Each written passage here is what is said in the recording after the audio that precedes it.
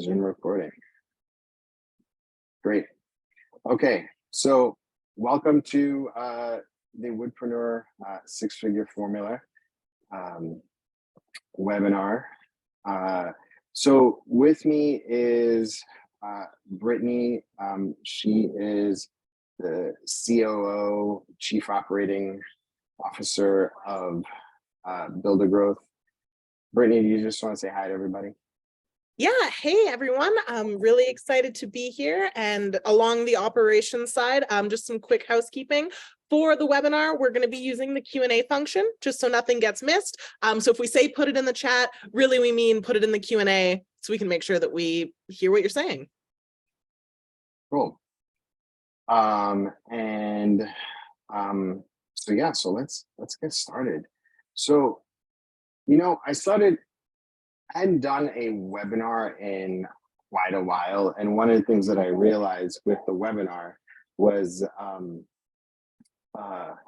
that every couple months there's always some new trends that happen. Even I did a webinar last month, and even then there were still new trends that happen. And for those that sort of pay attention to my podcast, you realize that I share a lot of information. I give a lot of advice. There's a lot of things that I put out there. And so one of the things that I wanted to distill are some of the things that I see that are what's happening, some sort of trends and insights. And so I wanted to share them with you all for you to really just kind of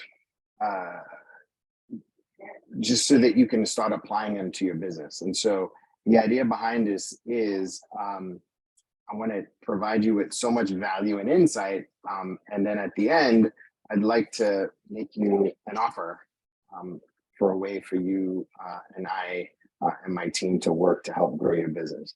And so, Brittany, before we get started, were you able to blast everybody to let them know that we were on? Yep, in the group, I put the link in there. Okay, cool. And then I'm sorry, text everybody that had RSVP. Oh yeah, I'll do that right now. Okay, cool. Cool. All right. So let's get started. So there's a Woodpreneur six-figure formula by buildergrowth.io. The frameworks and insights woodpreneurs need to build a multi-six-figure business in 2023 and beyond. Like I said, I'm your host, Steve Larosiliere, founder of Builder Growth. By the end of this training, you're going to know what it takes to build and sustain a wood building business that's bringing in a minimum of 10 to 50K every month. It doesn't matter if you don't need to worry if you haven't hit your first 10K yet, lack success with your current business. That won't hold you back. You don't have access to work with us in our business through our mentorship program.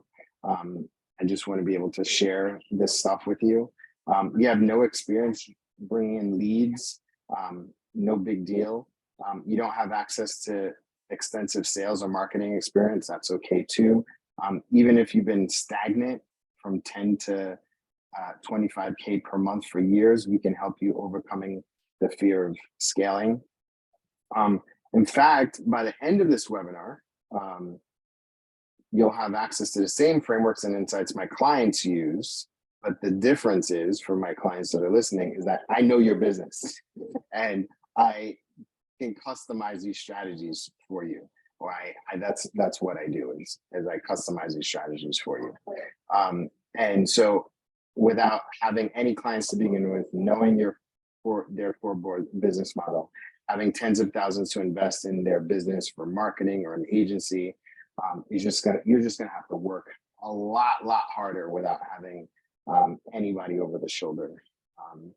So it's kind of like, you know, you can get and learn anything that you possibly want because the internet is out there. There's ChatGPT, there's YouTube, there's books, there's what have you. What I'm doing is just literally just sharing what has been working for or what works with wood businesses. And even without having to struggle to build a predictable sales and marketing system. So why am I able to make such a bold claim? And so I like to brag for my clients. And so since last fall, one of our clients generated 400K in revenue. And so he was like, I just want to write you to personally thank you. I will reach back out again when I need it. That's what he meant. You need it. Hey, for your help again. Currently, I've landed a job and I'm working out a contract for 300K. Steve, Woodpreneur, thank you. Without your guidance and your help, I would not be on this road to success. We're here to push. Here's to the push to breaking 7 figures. And so I wrote, I'm so proud of you, man. 0 to almost 400K in 6 months.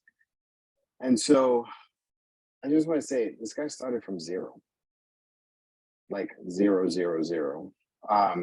In fact, when he reached out to me, he was like kind of on the verge of a breakdown in terms of like what he thought was possible for his business. He actually had to like borrow money to work, to invest in our mentorship.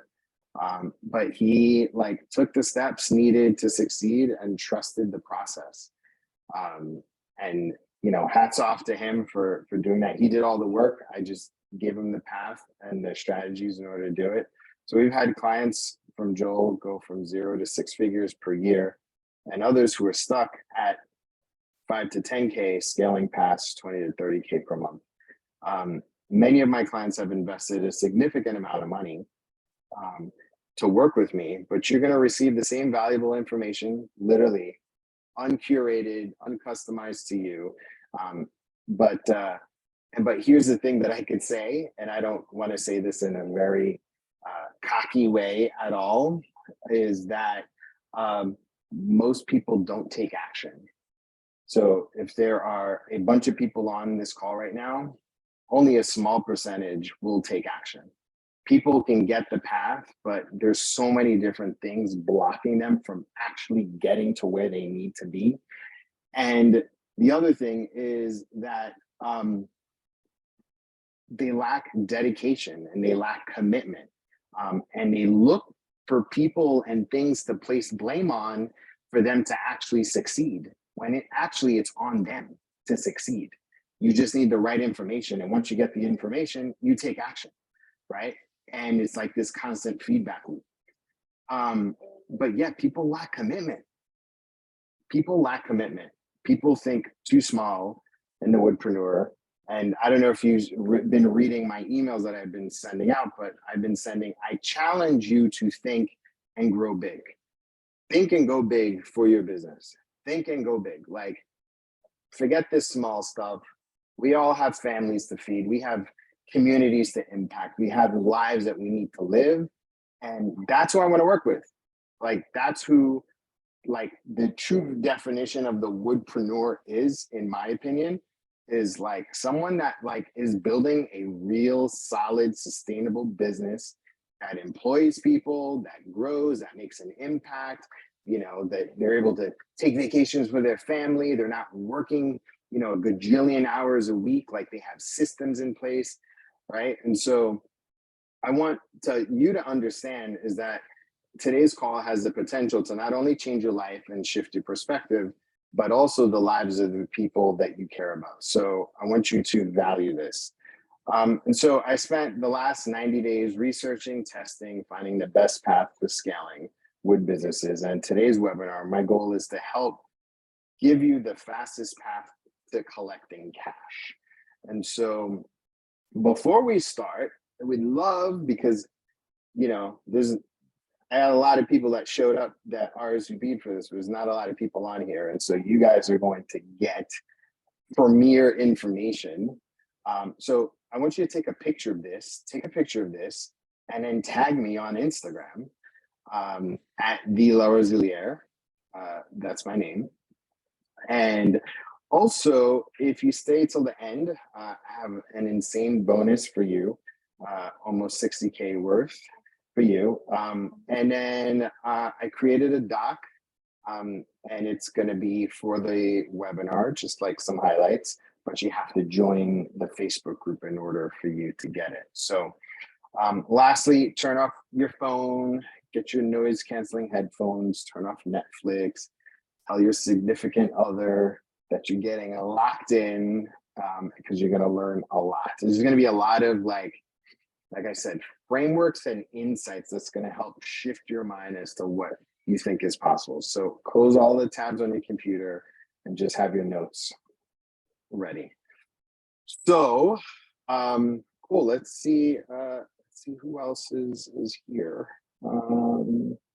All right, Brittany, are we ready to go? Yeah, I think we're ready. I think we should dive in, and before we get into it, usually when we do these kind of things, the main question that we get is, oh, what if I can't stay through the whole thing? There's a recording. You'll have a recording made available. But if you can stay through the whole thing, you get to be here for the Q&A. You get a lot of value at the end. So it's all about priorities. And right now we're investing in our businesses, right? So buckle in. Cool. Awesome. All right. Who am I and what is Builder Growth? So in the past few years, I built a company that makes it unreasonable for woodpreneurs and builders not to scale to multiple six figures. And the same strategies to go from 7 to 8 figures. So 1 second.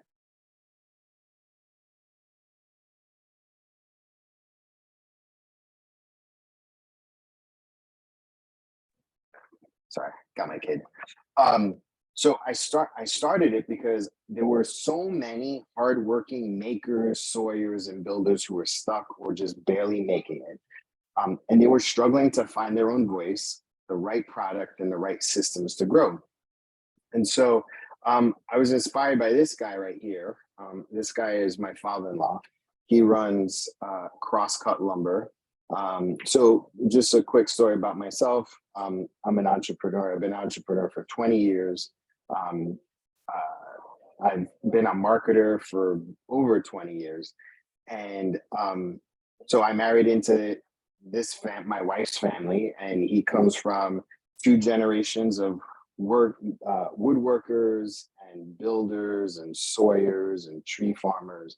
And they have like 200 acres of land, and they harvest the logs on their land, and they make all sorts of wood products, from flooring to tables to, shiplap to all of that sort of stuff. And so I was super inspired by him because he was obsessed. Like, he was super duper obsessed with his craft. Like, if he wasn't out in the shop or milling logs, he was on Facebook Marketplace, he was on Craigslist, and he was like constantly either looking at tools, buying logs, like figuring out all, like in the forums, just like learning and building his craft. And so I was at the point in my career where I was like, I want to start a new business, and this was going to be like a side business. And one of the things that I did was I was like, instead of coming up with the business myself, what if I came up with a business based off of the passions of other people?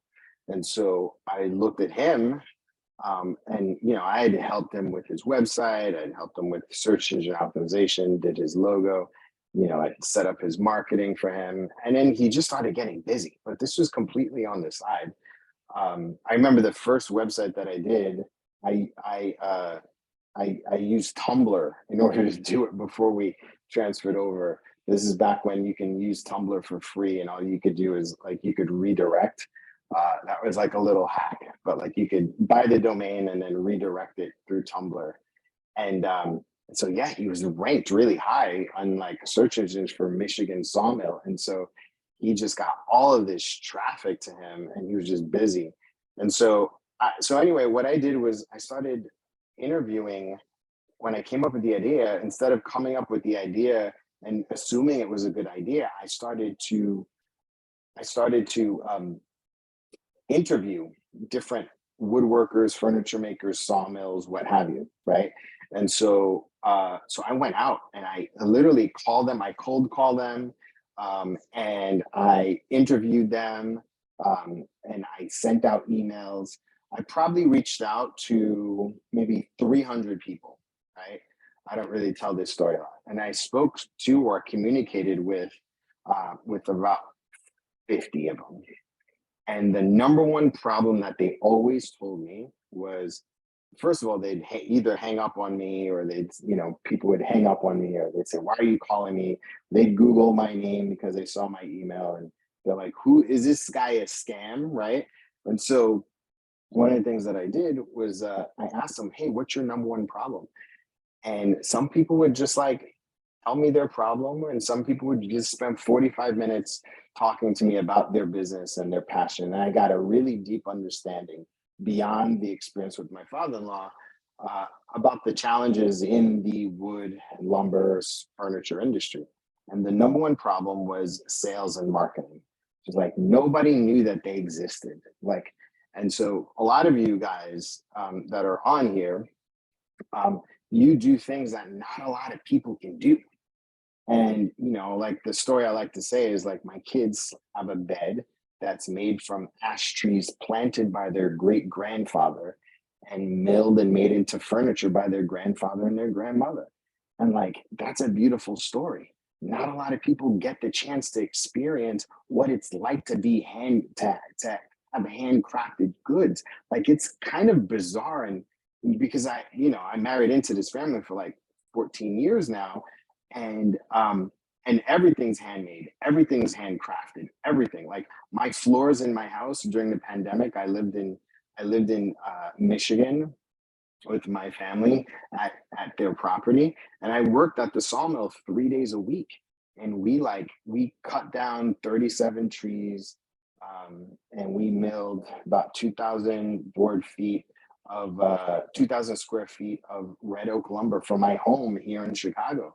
Like, we milled it, we dried it, we planed it, we did tongue and groove. Like, I got this crazy. So like and most of you guys know this, right? Like, you know what it's like to handcraft something that you're living in.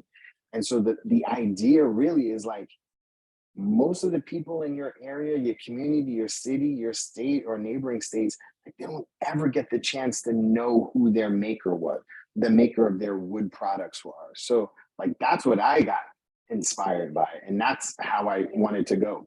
So as I was like working with folks, like what ended up happening was, after I did that, I went back to the people that I was interviewing with, and I was like, "Hey, what do you need help with?" And it's, "I need a website, or I need a marketing plan, or I need a logo." And then I started like helping them out. And then I wanted to add a voice to then I started a podcast, an Instagram page. And then I started a podcast, and I started like the hashtag sawmill business.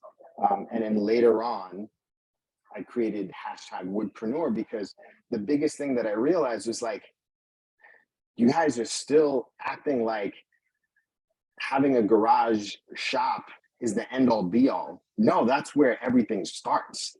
And I want you guys to all think big and think like, hey, this is something real beyond the hobby, right? And so there also too, people weren't charging enough in their business. So I started an agency to literally help woodpreneurs through the process of growing their company. So in my own career, I built a 7-figure business. First time I'm just sharing everything with you. I built 2 6-figure businesses.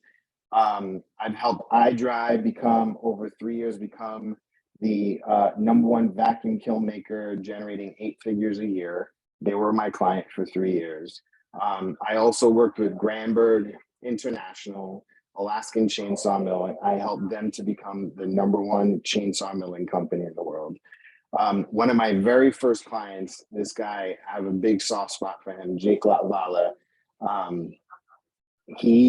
We were connected because I interviewed him on my podcast back in maybe 2018. He was like episode 56. I'm up to almost 300 now. And he was like, I think he had just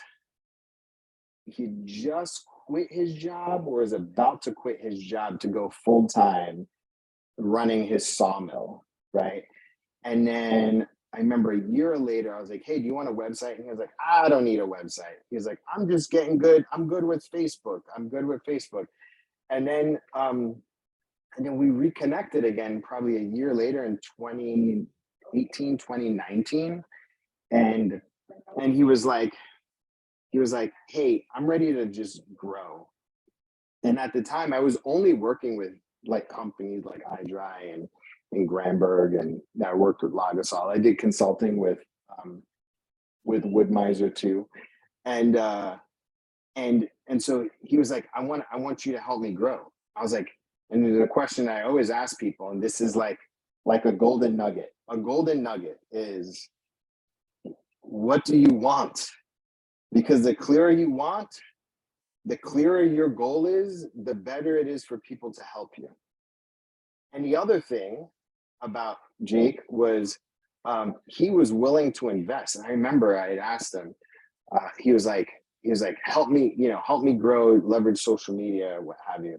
And so I did like an 8-week program. And I told him the amount, and he was like, yes, I'm in. He didn't even blink.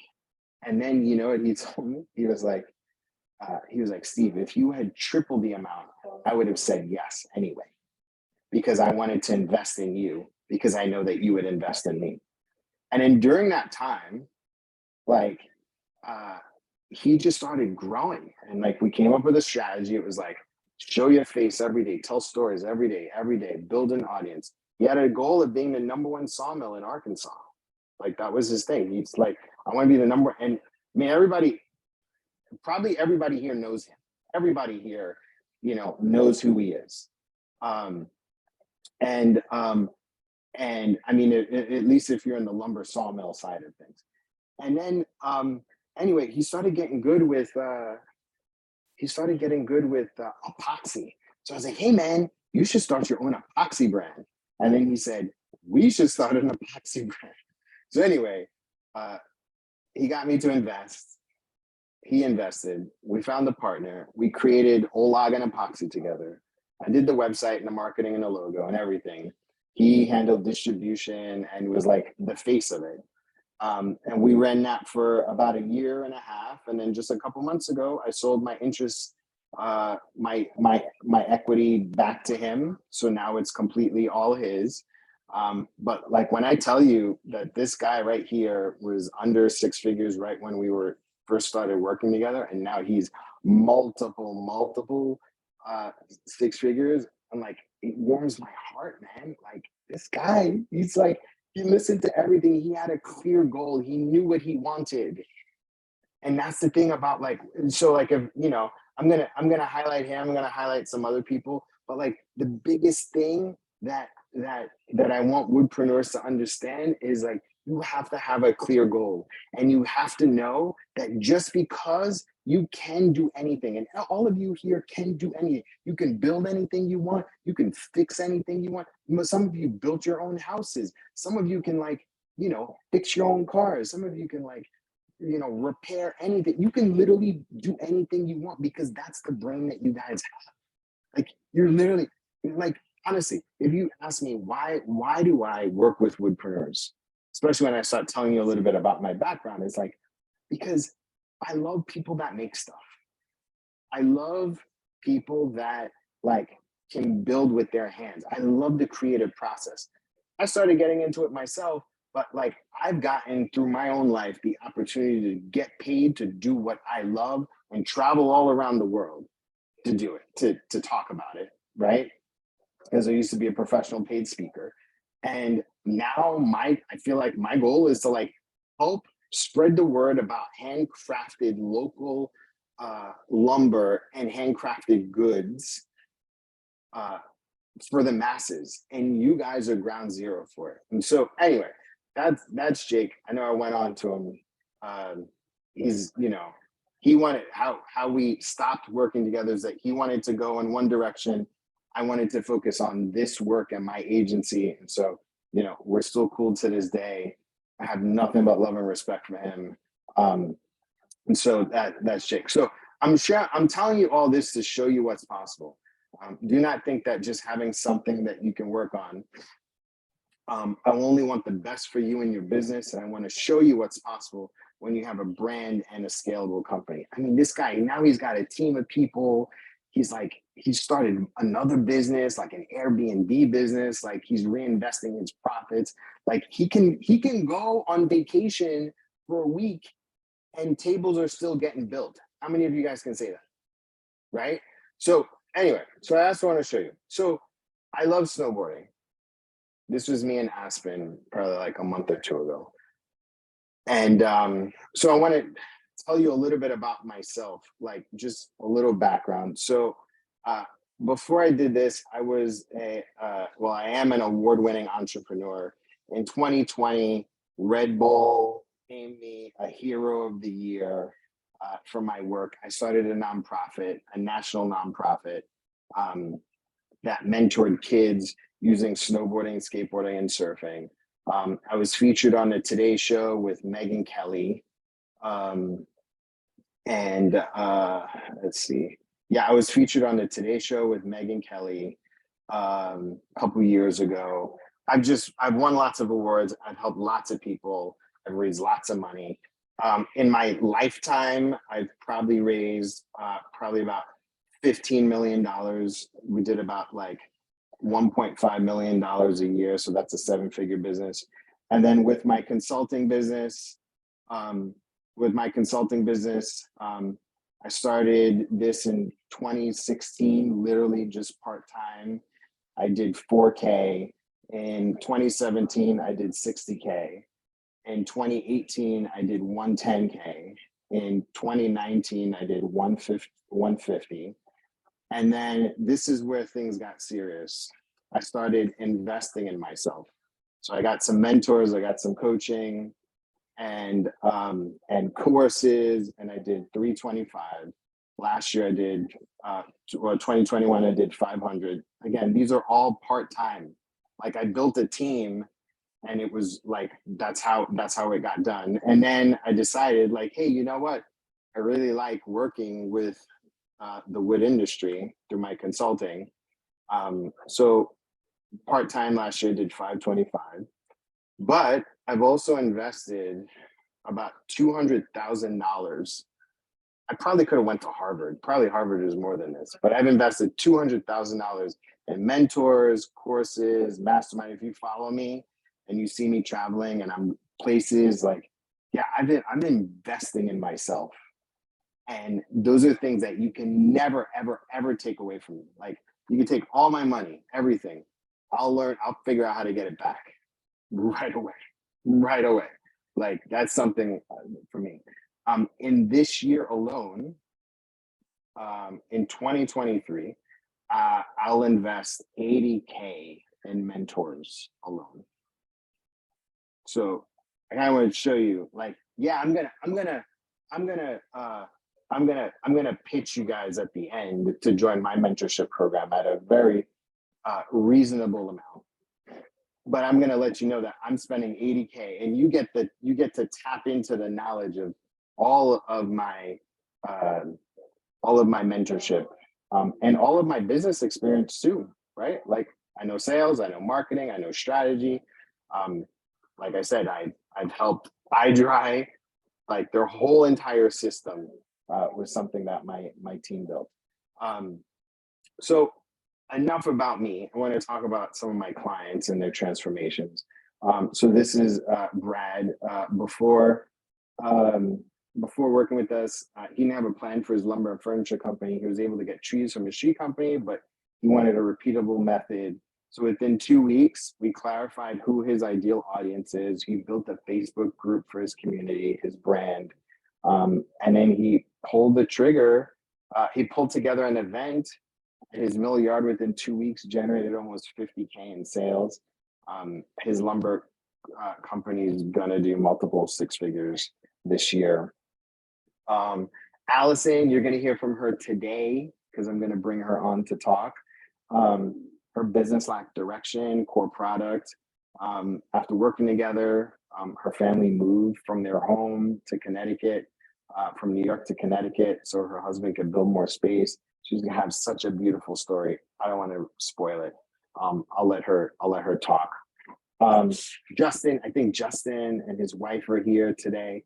Justin's like, I don't know how I met Justin, but I'm very glad that I met Justin because he is a real action taker, and I'm just like super proud to be working with him. We just came up with a killer strategy just for him.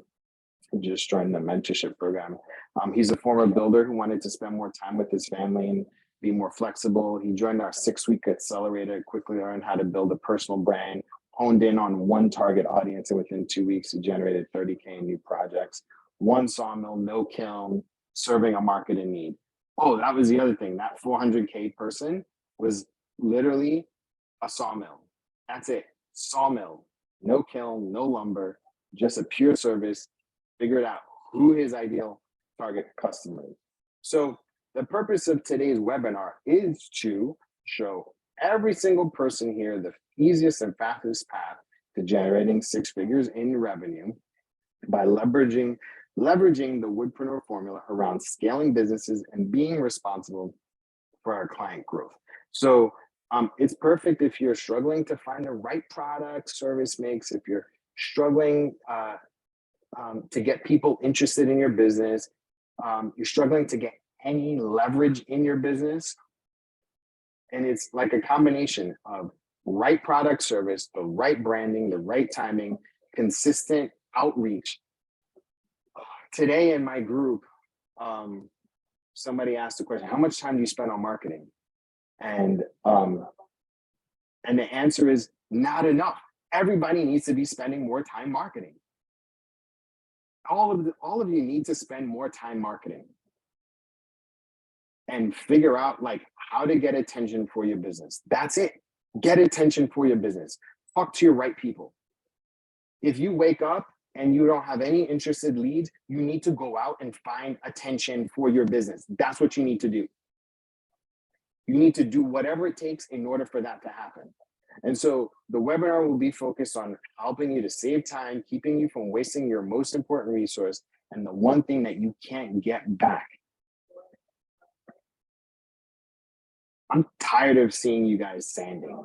I know you guys like to sand, and I know you like to listen to my podcast while you're sanding, but that's not a good use of your time. I want you to think about building your brand. If you're going to sand, create content around it, tell stories around it, like talk about the product that you're building, like build a brand, right? And so the commitment, I'd like for you to make the commitment yourself that you're literally willing to sacrifice anything you need to win today, not tomorrow, not next month, not next year, right? A lot of woodpreneurs are content with just like, I'm just okay with just being mediocre. Forget mediocre. Like, forget, like, I'm pissed that I only brought in 500K last year. Like, I'm pissed. You should be pissed about how much you made. So, like, you need to figure out how to get more success, get more attention.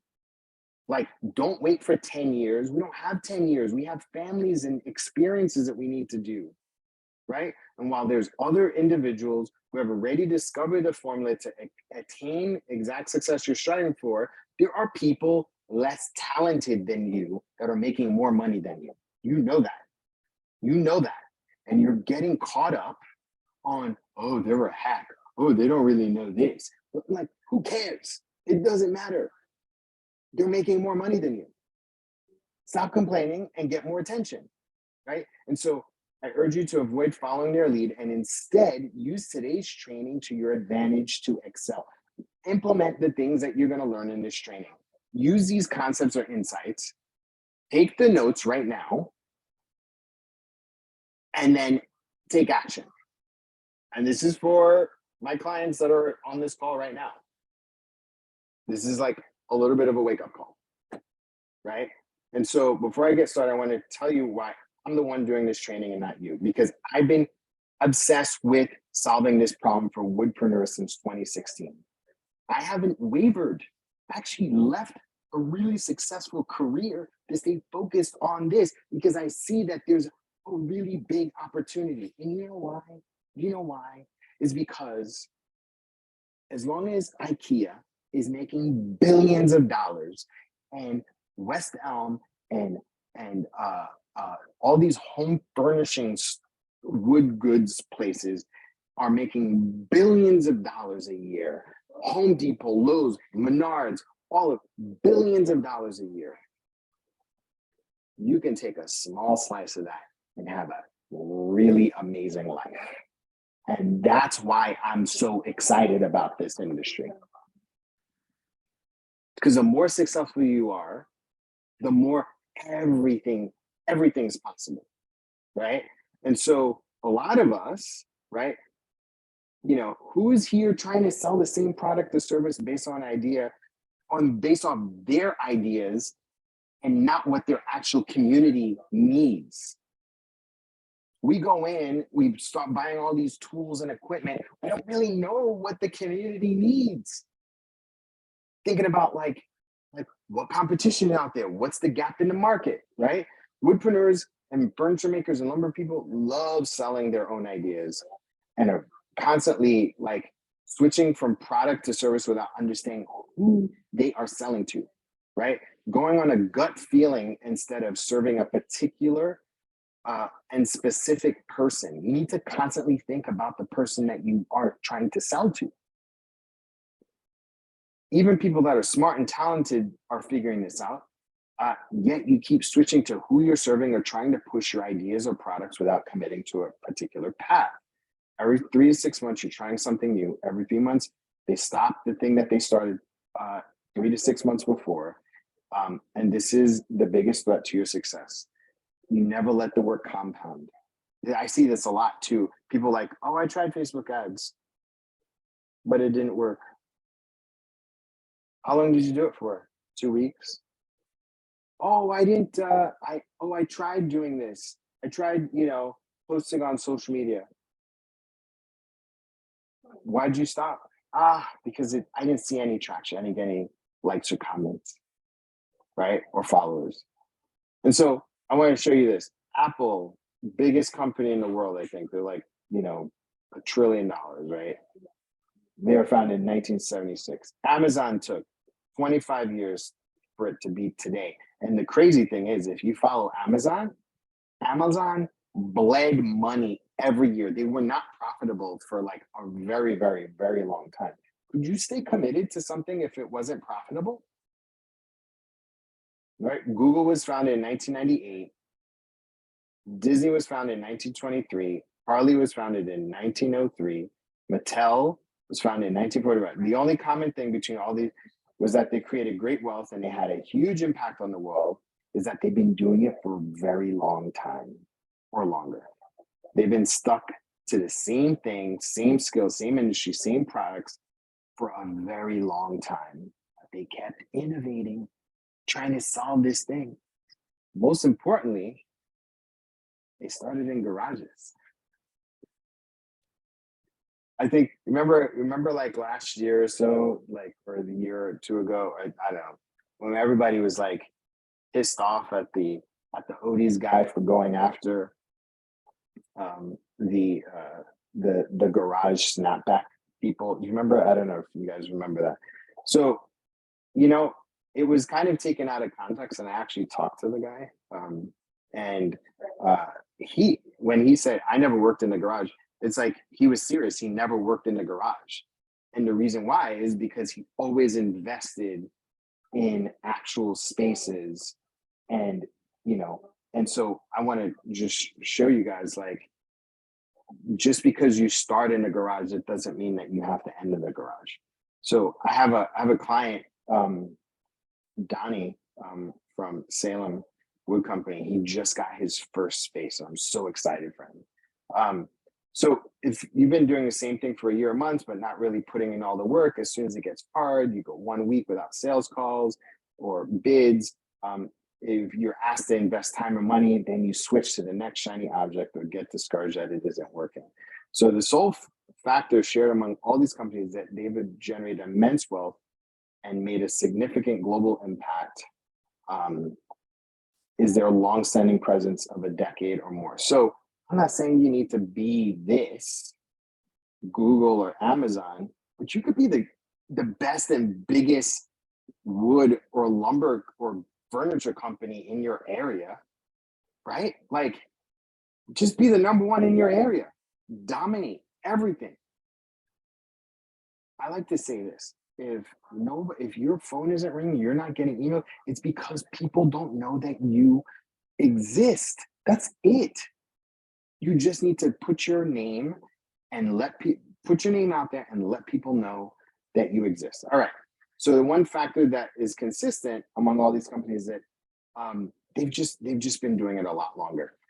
So let me tell you a secret. It doesn't matter how much information I drop on today's webinar. If in 6 months or a year, you're doing something new, or you're doing the same thing that brought you here today. So the Woodpreneur formula or signing up for mentorship with me won't save you. How deep and how long are you willing to go to dedicate how well you perform in business and life? Not your offer, not your niche. Now, some people are like, yo, Steve, I've been consistent and stuck to the same thing for the last decade, but I'm still not where I want to be.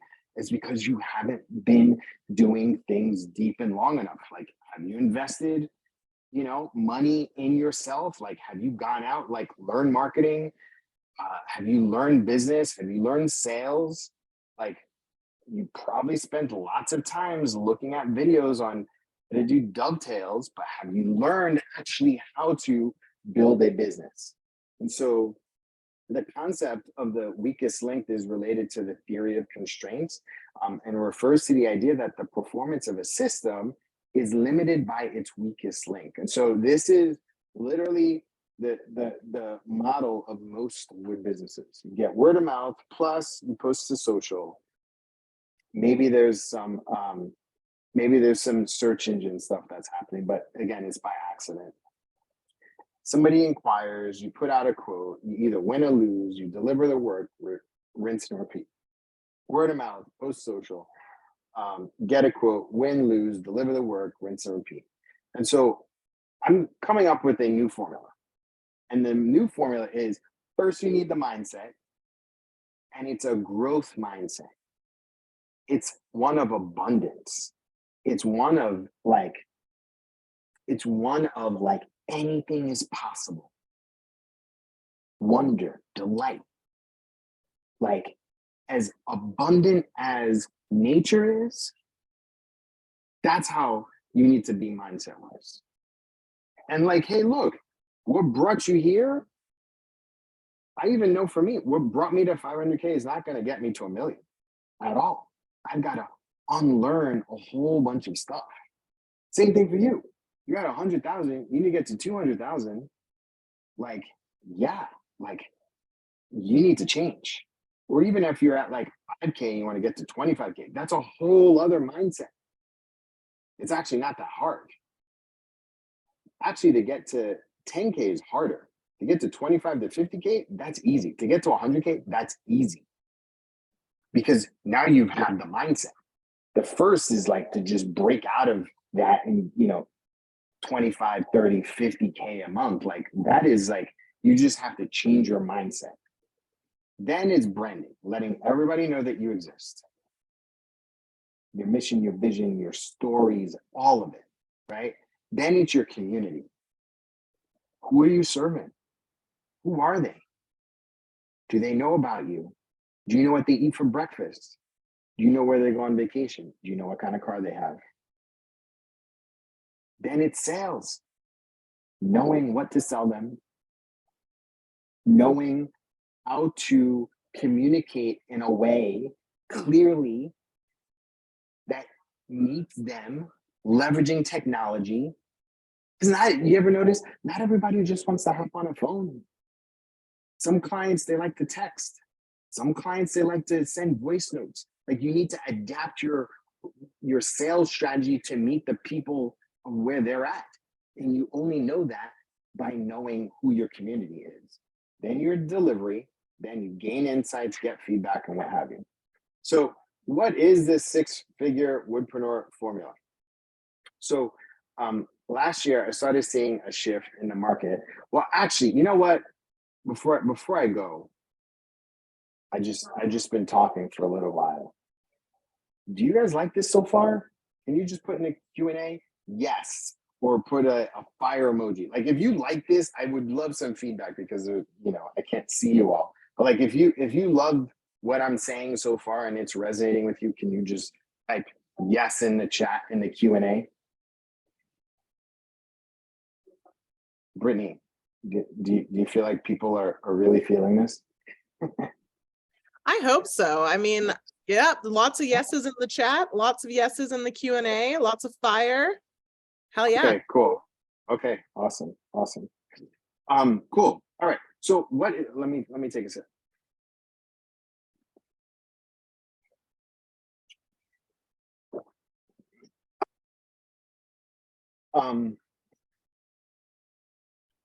Okay, so last year I started to see a shift, and I started to see a shift from the old focus of posting and growing, where companies would launch a new product, go straight to paid advertising, and keep spending even if they weren't profitable, or keep posting and posting in hopes of growing. And so that's kind of like an old way, because the game has changed as it relates to it's changed because of the algorithm, right? Back in the day, you could build a big audience relatively easily, and when you post something, you could reach a lot of people. And so now it's a little bit different. So the old way of doing things created a red ocean for makers who were doing the same thing over and over, like the same epoxy pours, right? And so we have entrepreneurs like Alex Hormozy. If you guys don't know him, he wrote a book called The $100 Million Offer, which is a great book. He used to put $1 into advertising and get out $36. And now he spends most of his time creating content for YouTube and Shorts. So this is something that I want to explain to you. So now he's got 1 million people paying attention to him for free. And really, it's because he started doing short form content. So I know you've seen this guy. So if you pay any attention to online stuff, right? I started to do it if you follow me on Instagram, right? Because this is like the moment right now of being able to paying for it, from going from paying attention to owning attention and building a community around that. And so he could significantly decrease his content budget and still have hundreds of millions of dollars because he now owns the audience and attention. And then there's this woman here. Her name is Clara. I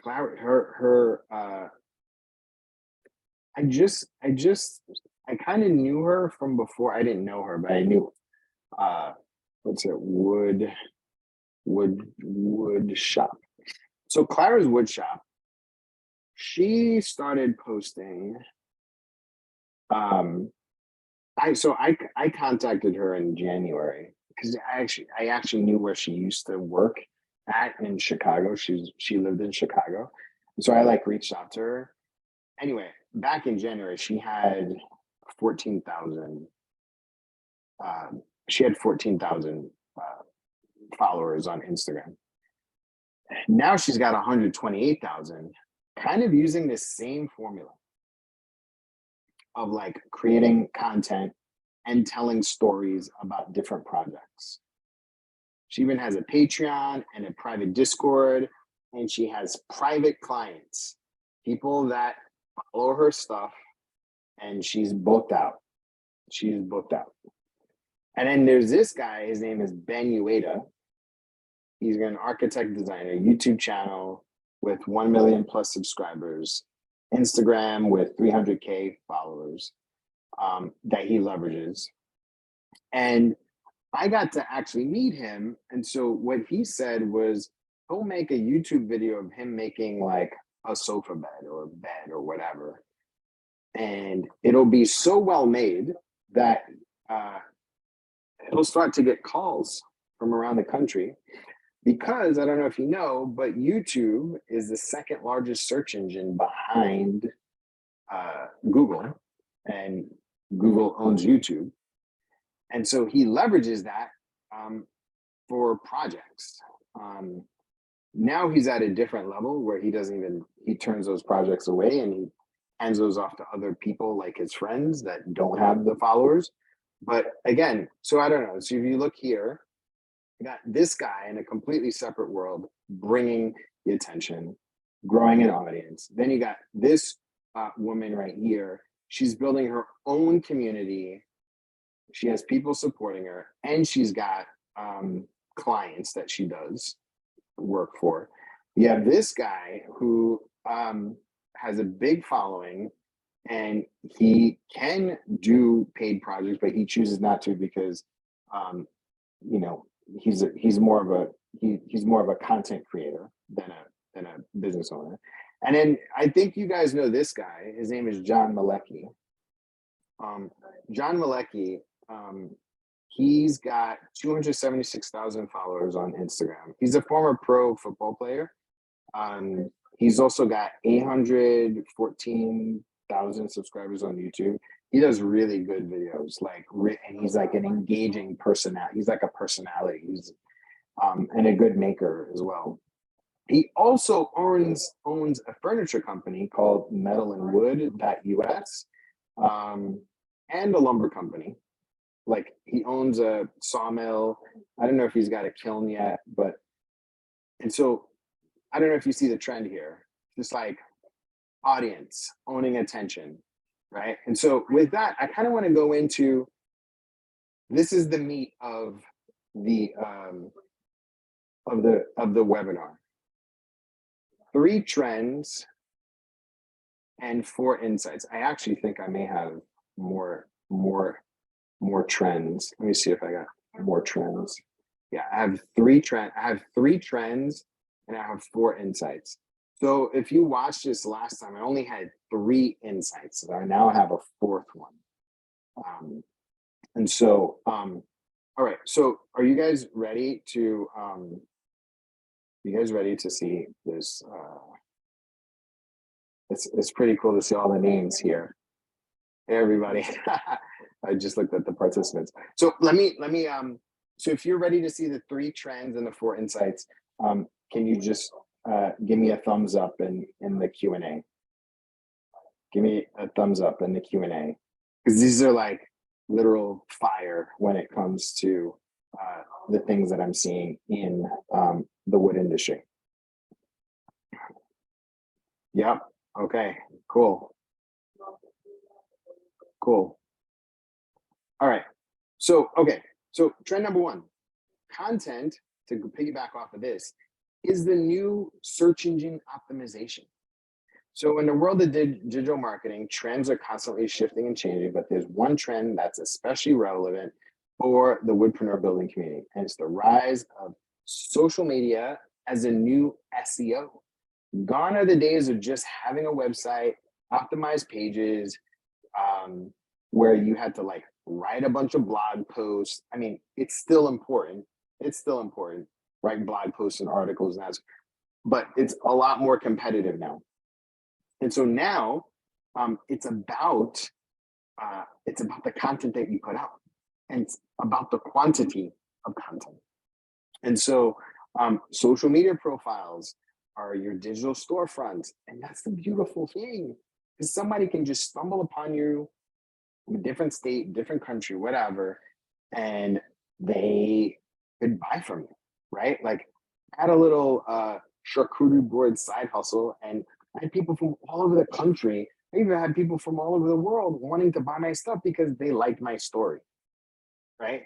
And so that's where creating optimized content comes in, right? So by consistently posting engaging and relevant content, you attract more followers. But here's the thing, we all know that. But here's the thing, the words you use, the caption, the words you use in your video, the caption that you put in, there's a thing called voice search now. Is that like now algorithms are picking up the voices the words in videos in order for you to rank you. And I'm going to tell you something crazy. So I went to a supermarket. And I was going to buy a watermelon because we were having some people over.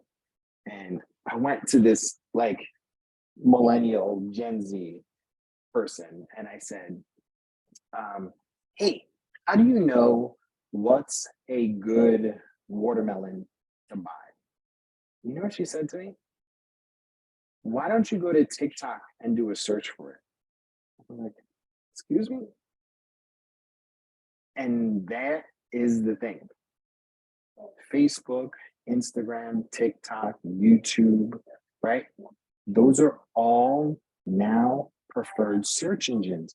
People don't go to good, like even for me, right? Like if I'm gonna search a business, you know where I go to first? I go to Instagram.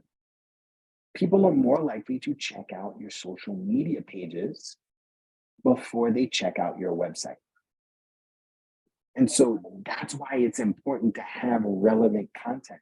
Like, go, if you open up Instagram right now, start typing in, you'll see it will come up with search terms first before it goes to profiles.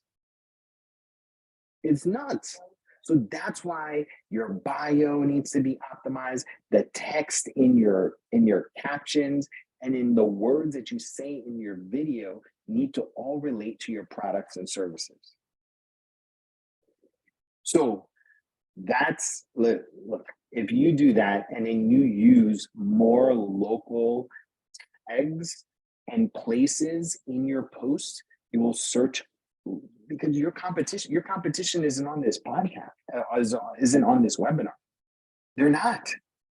So that's literally the first trend is content is the new SEO. All right. Oh, and I don't even want to talk about, I mean, I could talk about it a little bit more, but it's more about like these social media platforms are prioritizing good quality content that is relatable. So like if you can keep people on their platform longer, then they will reward you with higher rankings and higher visibility. That's why like it's more about, while you're busy overthinking what to post, there are like, you know, people half your age or whoever that are just literally posting whatever. They're just literally posting whatever. And that everything that you do is content, because these social media platforms are starved for content. They want more eyeballs onto their platforms. And like, yeah, you can like argue like, oh, this is BS. This is nonsense. Like, this is ridiculous. Like, this is ridiculous. But, you know, it's what it is right now. I've talked to a lot of people that are super successful, and what they're saying is that content is the new gold rush, right? Before it was like oil. I'm sorry, I said content. Attention is the new gold rush. So it's not often who is the best, it's who is the most seen as viewed as the best. Whether you want to argue whether that's right or wrong, that's neither here nor there. You're getting caught up in your feelings. What I'm telling you is focus on putting yourself out there. Everything that you do is content. Anything that you can do that attracts people to you, and I'm going to talk about another sort of insight before, is being yourself. So I'll tell you one other thing. My revenue for this business went up more when people saw my face. And so the more people see you and recognize you and trust you, the more likable you are and more trustworthy you appear that you are, and that they're more likely to buy from you. So like I was busy hiding behind the voice of the Woodpreneur podcast for years. I never wanted to show my face.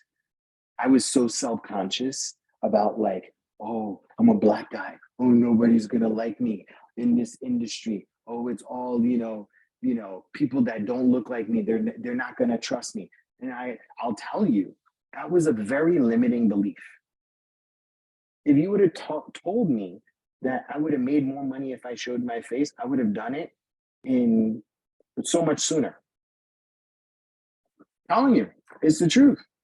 Show your face, tell your story, build community. That's the thing holding you back. Because you put out something and you're like, oh my God, it's, I only got 4 views. Doesn't matter. Actually, content now has a long tail because of the search function. I'll post some content out there. It doesn't perform well in the first week. And next thing you know, I'm getting engagement on it 3 weeks later. Okay, that's enough for the first trend. The second trend, and this is probably the most killer trend out there. And it needs like, I need to zoom in a little bit just to express this.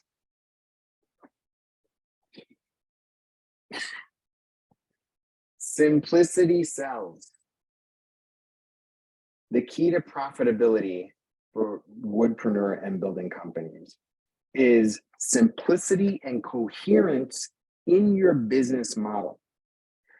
So when you streamline your offerings to focus on a specific need or niche, you can increase the chances of success and profitability. So for example, companies that sell lumber provide a necessary service such as custom furniture adds value and is viewed as a necessity.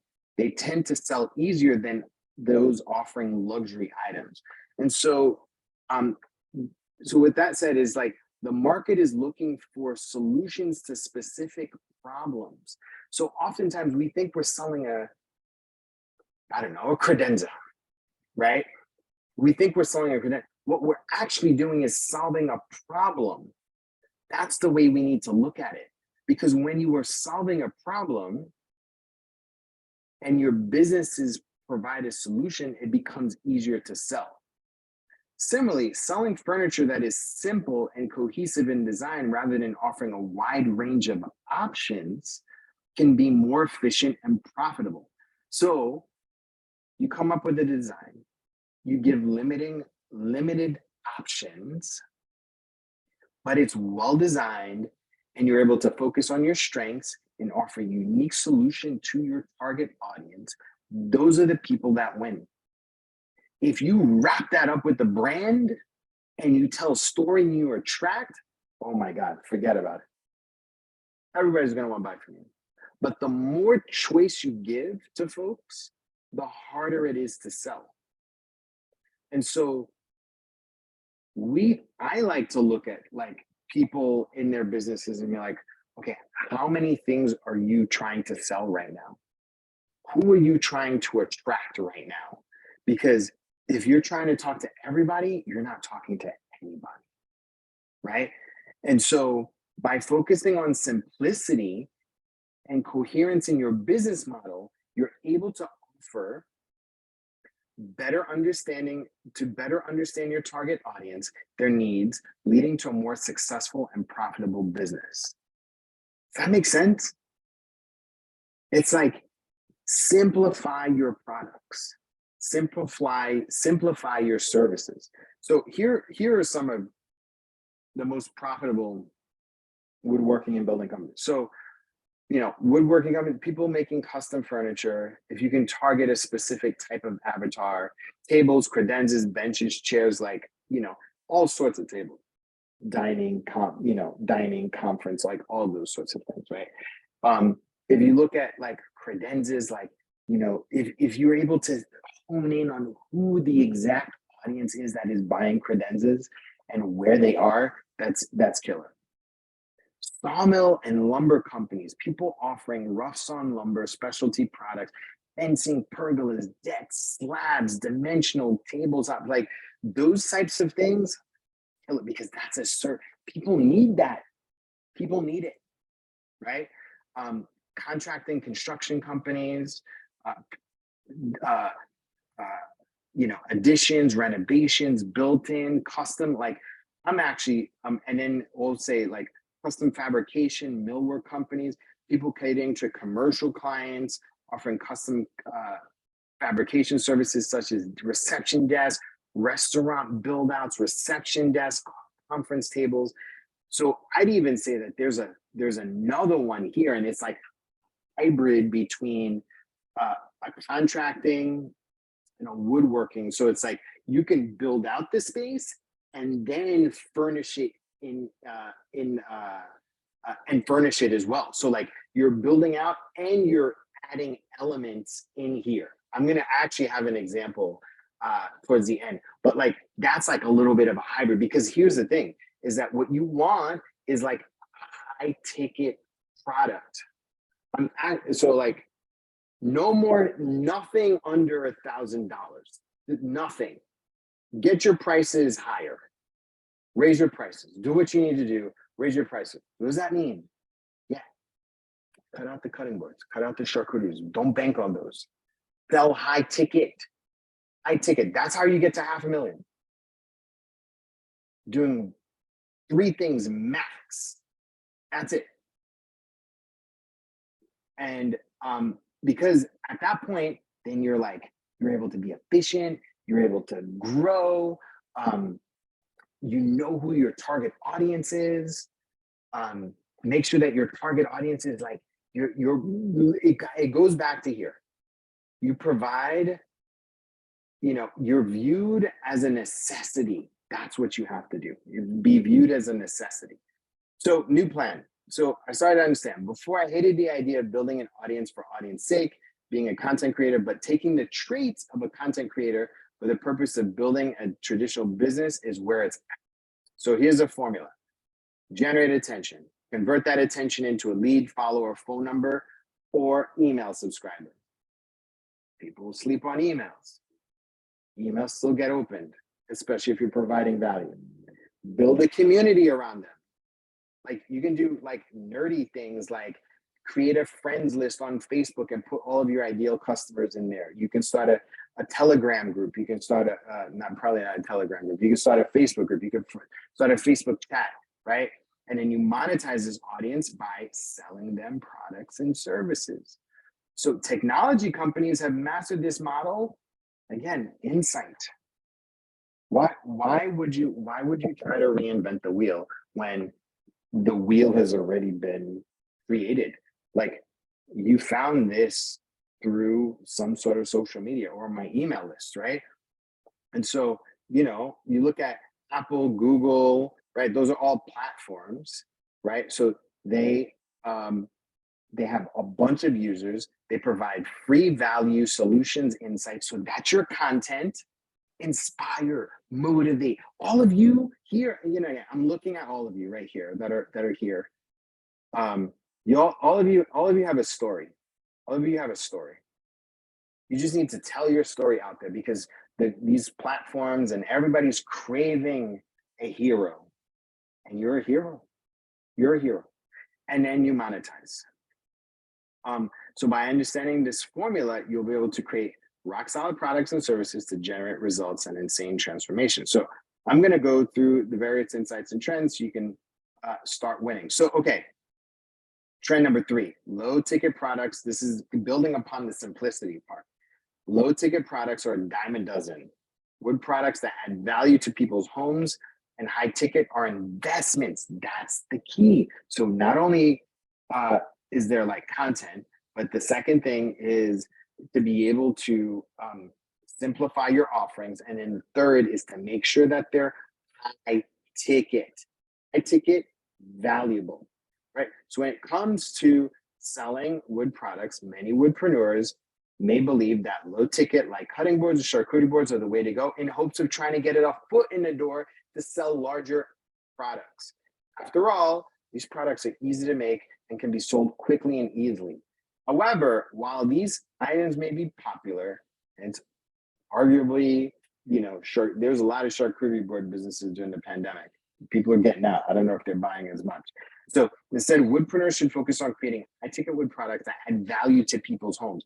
These products, such as built-ins, tables, this is what's winning right now, right? Custom furniture are viewed as investments rather than disposable items. They are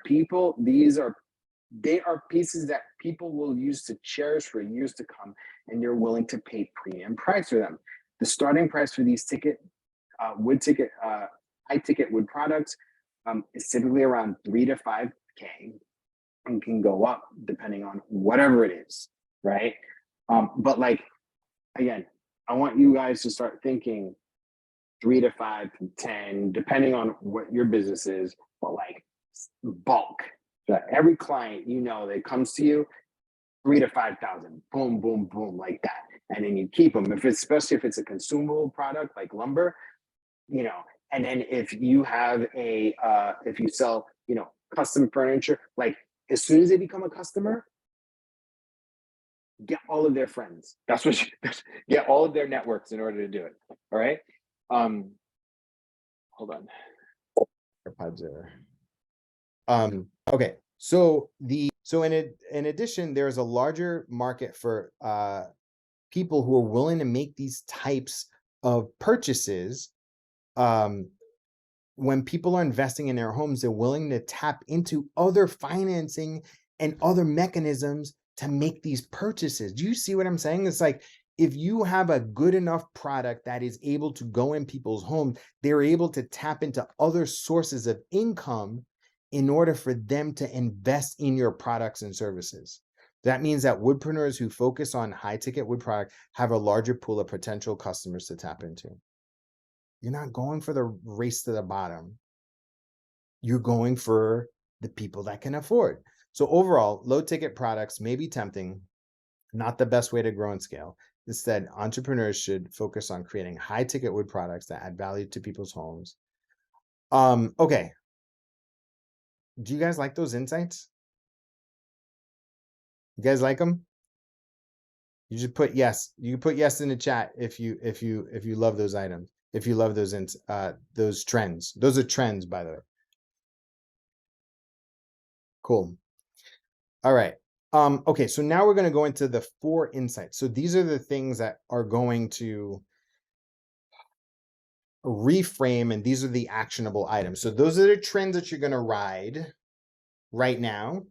So now these are the insights that you're going to take action on, right?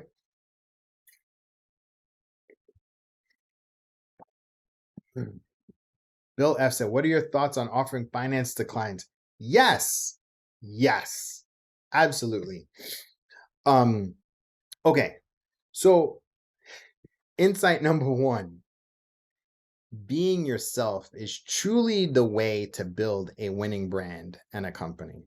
So we're going to talk about the importance of being yourself in building a successful brand and company. This is one of the key insights I've noticed in my experience working with wood and building businesses. I want to share to you how this insight can help increase your profitability and make your business stand the test of time. So why is it important when it comes to building a winning brand and company? When you know yourself, you have a clear understanding of why you're in business, your mission, your vision, your values. This understanding helps you show up in your content as an authentic, genuine, relatable person that you are.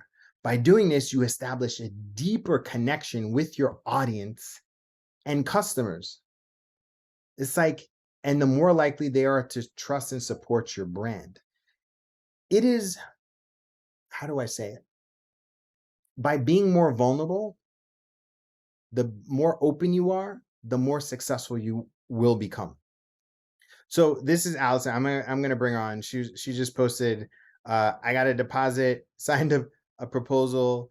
She homeschools her kids, and so a bunch of moms posted for her. And then this was today. This was. Sorry to blow you up, Allison. I'm about to bring you on, but she had a goal. She wanted to hit 31K. She did it. She was like, "Yep, congrats.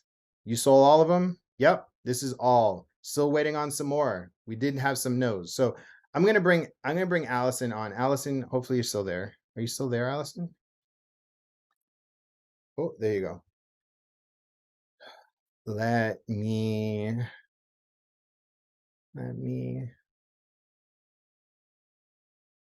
Allison, you there? You're on mute. Hey, Allison. Oh, maybe she wasn't ready. Hey, you there?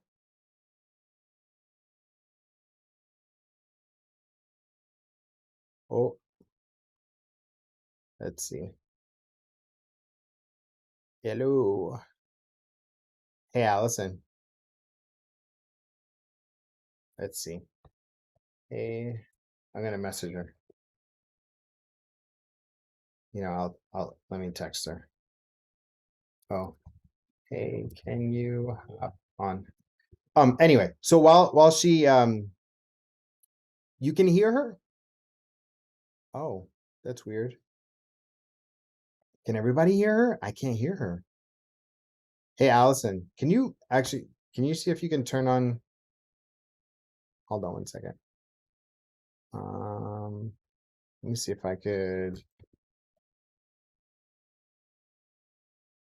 Let's see.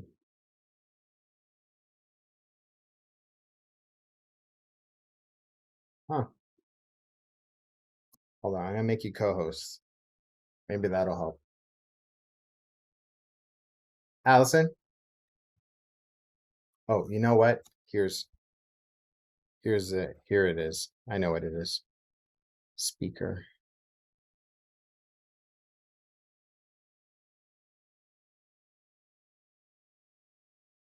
Speaker. Yeah. Hey, can you hear me now? Yeah. All right. Hi. I'm sorry. That was my fault. All right. Can everybody else hear me?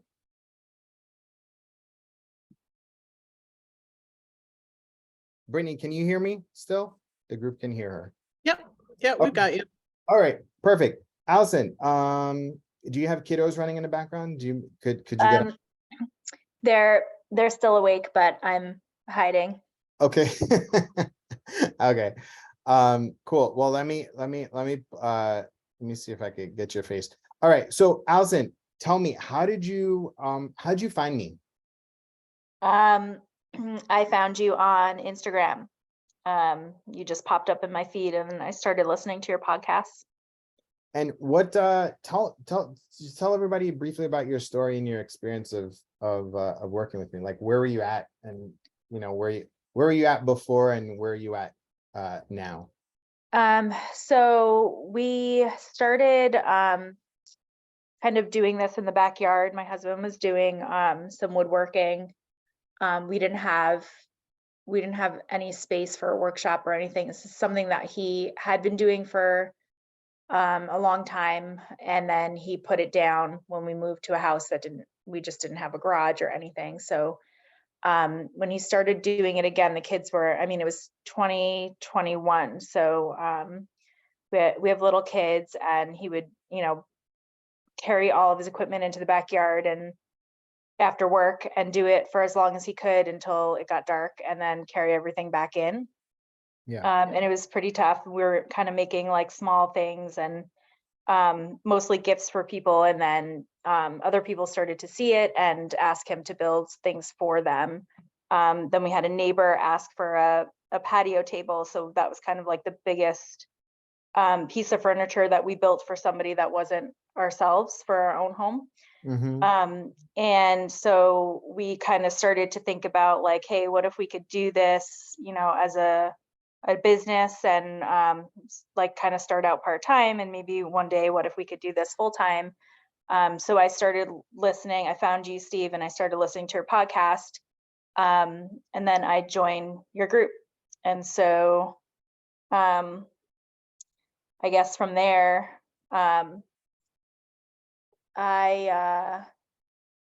we started out like pretty slow. And like I was saying earlier in the group chat today, like I listened to a lot of the things that you were saying in the beginning, but I wasn't taking action on them because we were kind of like, well, we both still have full-time jobs and we have a lot of stuff going on. And, you know, this is all really good advice, but we're just like not ready to do this and that yet, because what if we grow too fast and we can't handle all the business?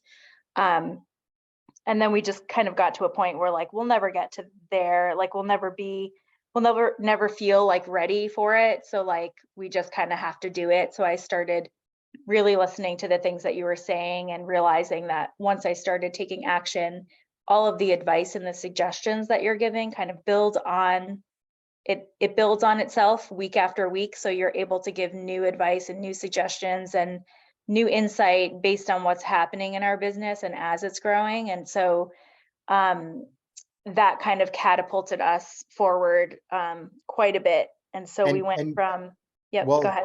Well, I was just gonna say is like, so you were living in New York and Oh yeah. and you decided to move. Yeah, well, you decided we we should move. Okay. So that was I think that was our first phone call with you, and you were kind of like, well, you know, what do you mean you don't have a place? And we said we did do it in the backyard, and you were like, well, why don't you start looking for somewhere else? And we kind of looked at each other like, well, that's crazy. Yeah. And like 6 months later, our house is on the market. And so we did. Guys, for those that are listening, like, because she is being mentored by me, I'm astounded that first of all, thank you so much for trusting me in my opinion and not my advice. It was like change your life, and so you ended up selling your house, and then what happened after that? Yeah, so we moved to Connecticut from New York, and not too far away from where we live, just kind of like hop the border, and we moved about 25 minutes away, and we got a place that has a 2-car garage. So, you know, it's nothing spectacular, but it's a lot more than what we had before. Yeah. And so we started, once we got set up here, we started being able to take larger projects. Yeah. And so I started kind of putting it out there that like, hey, you know, we have this shop now and we can make tables and built-in mudroom cubbies and stuff like that. So and so let me show everybody that. So this is primarily how you get a lot of your business, correct? Your Facebook. yes, pretty much all of it. Yeah. So look at this. So look, so this is, you know, a post about Memorial Day, her kids, her cat, somebody in her community, a GoFundMe, her kids, her. Talk about the process of showing your face on social. What happened? So I did not want to do that. I was very reluctant to put any photos of myself on. I wasn't comfortable with it. And that was something that Steve really had to like coach me through, and I dragged my feet a lot. And he told me that I needed to do it, just like put my face as my profile picture. I think I had like my kid's picture on it before. Yeah. So, you know, literally back and forth, I think we were texting and you were just like, just take a selfie now, just put it up now. Yeah. And so I did it, and I don't remember if it was like the same week or the following week. I was recognized like in town as like, oh, don't you own that woodworking business? Like, you know, so somebody, like, people were seeing it. So that was that's very, isn't that very wild. helpful. Isn't that wild to like be known as like the woodworking family entrepreneur in your And that town? like is not the only time that happened. That was the first time it happened, but several times like since then we'll be in the supermarket or something, and somebody will be like, oh, are you the woodworking family? Yeah. Yeah. So look, I mean, guys, she is like, she's basically like, this is her life, and she's putting it out there. And I mean, she's not even posting a lot about woodworking at all. So she's like building a personal brand. And so like when we go back here and I say, you know, being yourself is truly the way to build a winning brand and company. She is proof of that. And so this is wild. 31K this month. Could you just talk through like what those types of projects are? Yeah, so they are tables, dining room tables, built-in mudroom cubbies, and we have one entertainment center. Yeah. There's some smaller things in there that people had asked us for, some like charcuterie boards and stuff, but only a few. Most of that is tables and mudroom cubbies. And we came up with that strategy literally based off of what I've been telling everybody, right? Yeah. Yes. Yeah. So when you look at this number that's on this screen, 31,000, like what does that mean to you? So $30,000 was our goal of backlog so that my husband could leave his full-time job. Yeah. So this is pretty big for us. This is massive. I'm Mhm. super proud of you. Thank you. This is massive. Can you tell, I mean, again, I'm definitely not pushing because I don't want to work with everybody. And I will say that. But why should people get mentorship and coaching for their wood business and work with me? I think that it's so valuable because you bring like a completely different perspective to the table. Like I kind of feel like you're on our team. You're like one of our team, but like you look at everything in a very different way than like we're living this like life day to day, and kind of get lost in the sauce a little bit. You know, like we have the kids, I'm homeschooling the kids, we both have our full-time jobs, and we're kind of like, what can we handle? Like how much can we handle and what can we do right now?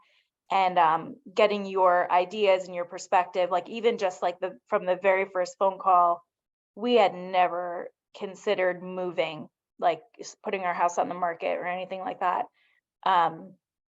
And you know, kind of hearing your ideas, and you're kind of like, you know, it was very motivating and very inspiring for us. And it's been like that since day one. Like anything that we're kind of like, oh, you know, if I had said in that phone call, like we want to do like 31,000 in a month, I feel like that wouldn't have been like possible.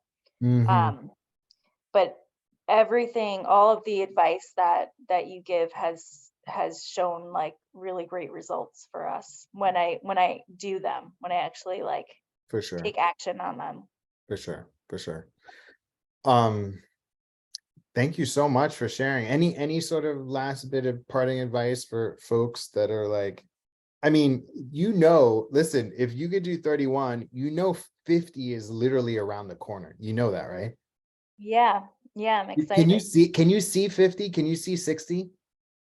Yeah, Isn't that wild? Isn't it yeah, wild? it's pretty Isn't it crazy. wild? Yeah, Isn't it crazy that like you can literally see 60 or 70, like, oh, if I did this homeschooling full-time job, like imagine what it would look like if you had more time to put on. Imagine, that's right. wild.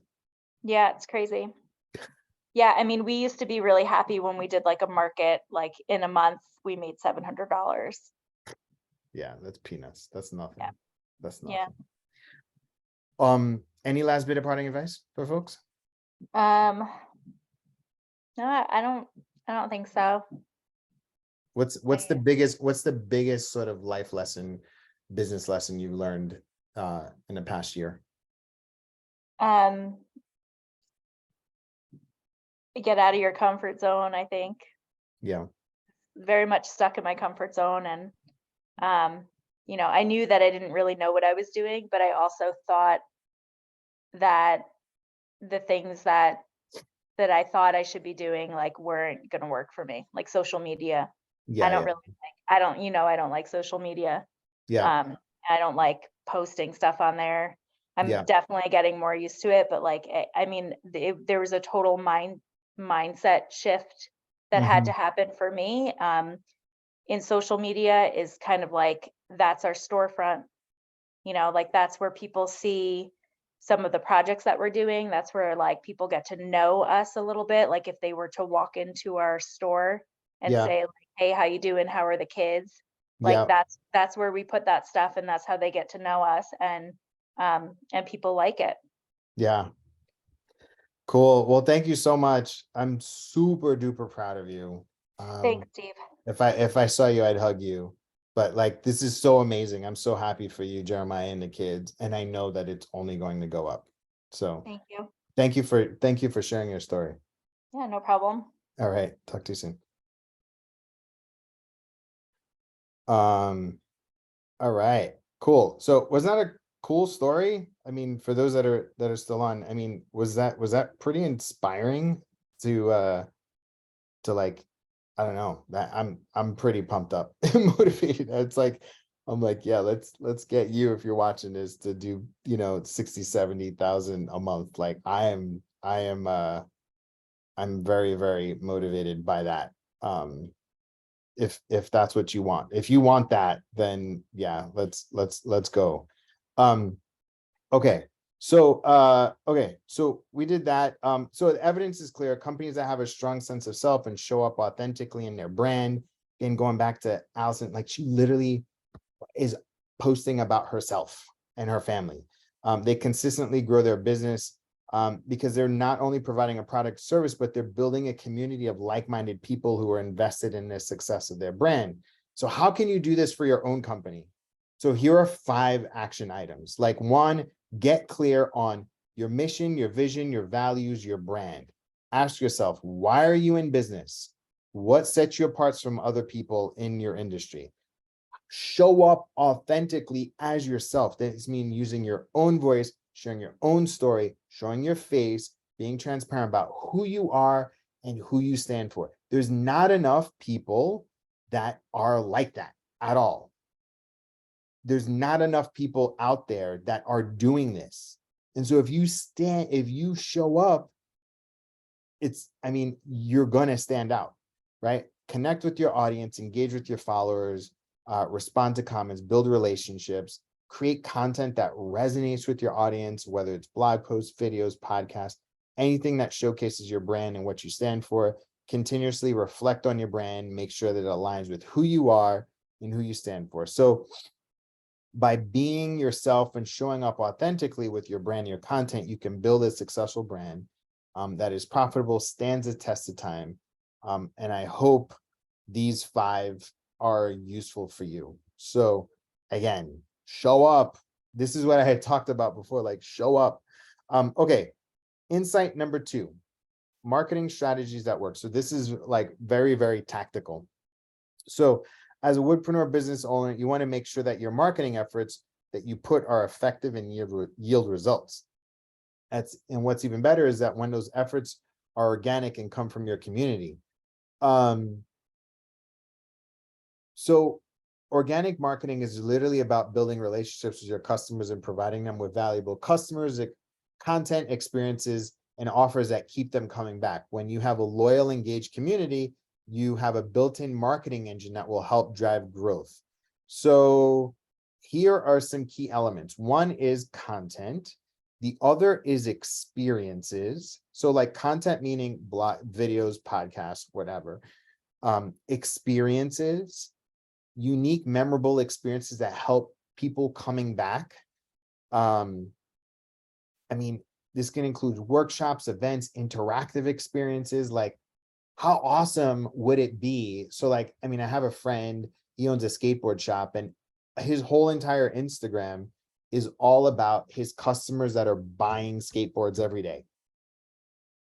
What would it look like if you videotaped if you recorded all of your customers that came to your mill, or any customer that came and you created content with your customers and you tag them and engage them? Like, what would that do for your audience, right? Like you create a great experience for them. Offers, provide your customers an exclusive offers and promotions that will incentivize them to buy from you and engage with your brand. So I'll give you some examples. Westwood Rustic, they do like workshops, right? So they do, you know, charcuterie board, epoxy board courses. So they end up selling a lot of epoxy, and they sell wood and lumber, and they get more people. They created a whole calendar of things to do for the year. Every month they have different people coming in, right? And then this one's cool. Jim in our program, he did an open house. He had 100 people come by, and created an experience. Half of the people were customers, the other people were completely brand new. He had a food truck. He did a sawmill demonstration. He did like a flooring planer molder demonstration, and he was able to get some really good qualified leads from that event. And he just now has more people that are engaged with his company. So platforms with the most attention in 2023, what you want to do is let's see if we could do this. See if we could do a screenshot, or take a picture. Hey, everybody take a picture of this. Everybody take a picture.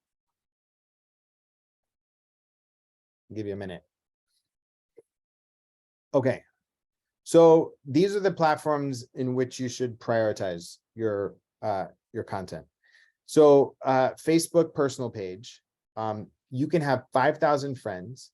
It's a dual connection, and you can build a personal brand very easily. So like, you post your biz and your personal, and the reason why I say 5,000 friends is that, like, if I friend you, you are also friends with me. If I engage on your content, or I send you a DM, my stuff ends up in your feed much more.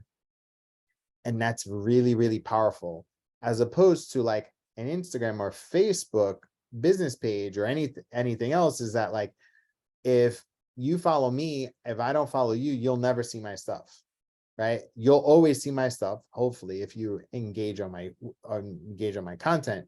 But like, it's a one-way relationship. The Facebook personal page is still the most powerful platform in order for you to generate business. Like, I kind of went all in. You know, I'd been telling people before, like, you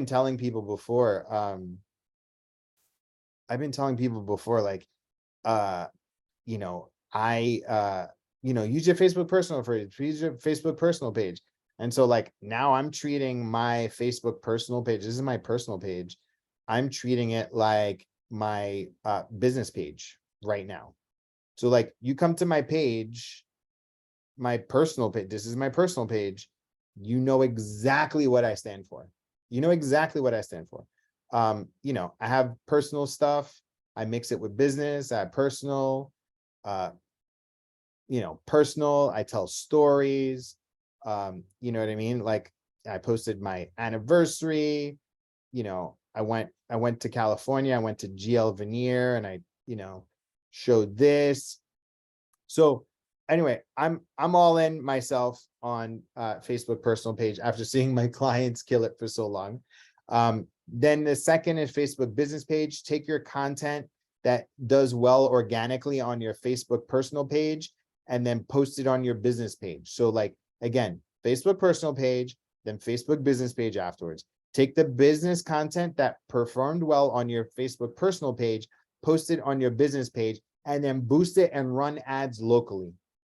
You can run it 25, 50 square miles. The content that did really well. The long form content, creating longer videos, builds, customer questions, FAQs, podcast videos. You can do that 1 to 2 times a month. Reels, TikTok, and shorts. Take long form content and chop it up into smaller micro pieces of content. B-roll, lifestyle, education, entertainment. Like, I'm going to show you an example. Myself. Oh, hold on.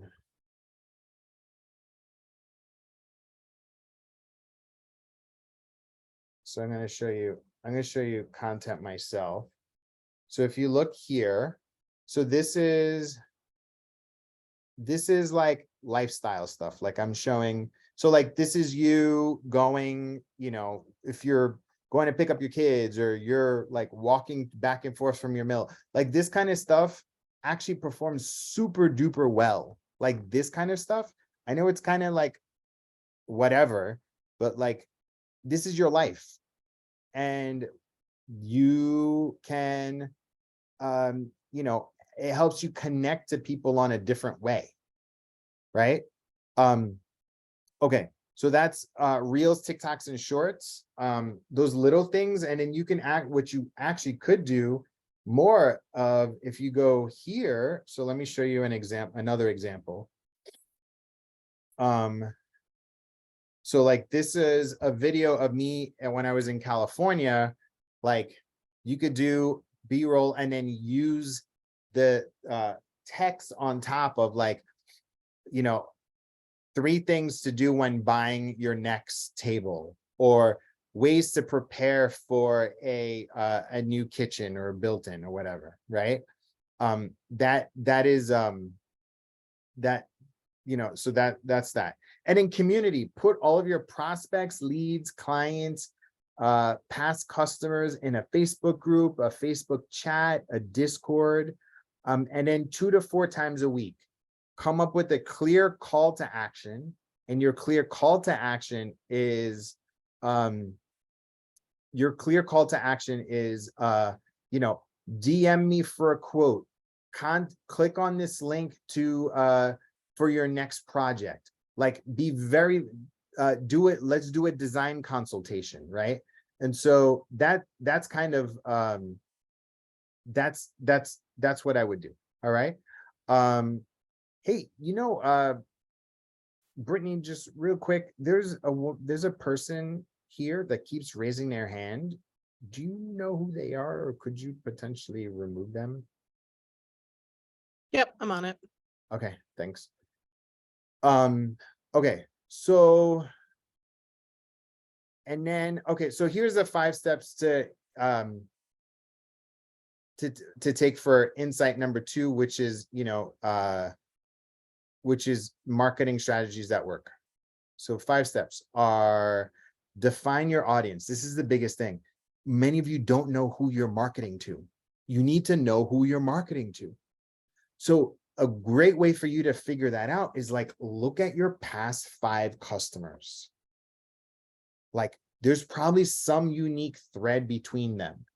Separate them out by the types of customers they are. Whether, you know, if you are a lumber or a furniture person, there's like somebody that buys from you, and you need to come up with an avatar for them. The second is create valuable content, and content that is relevant to your target audience. This is oftentimes where people fail, is because they're not putting out content for their ideal customers. Many of you are trying to create content for other woodworkers. Like, only create content for your ideal customer. Next is engage with your audience, respond to comments, DMs, ask for feedback, leverage the social media platforms. And then the other thing, which is really big, is collaborate with other businesses. Like, there's somebody, once you figure out who your target audience is,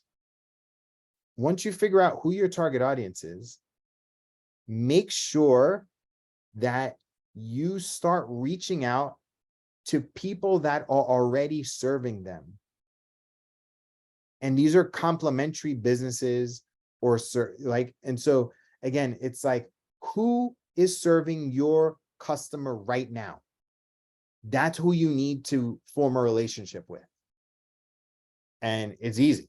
You could email, send them a package, give them a phone call, drop in on them. Those are like, that's it. Create a list. Even if you created, you know, there's this thing called the Dream 100. If you created a Dream 100 of all of the people that are serving your ideal customers, you'll never, ever have to advertise. create relationships with those people. Okay. Okay, those are 2 insights. I got 2 more insights. Who's still with me? Who is still with me? You guys still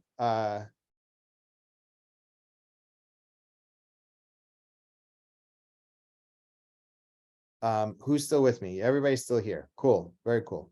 Somebody said, I thought using Facebook personal violates Facebook policy. No, well, you got to be very, that's why you have to post more personal stuff onto your page, like the way Allison does, right? Is you have to continuously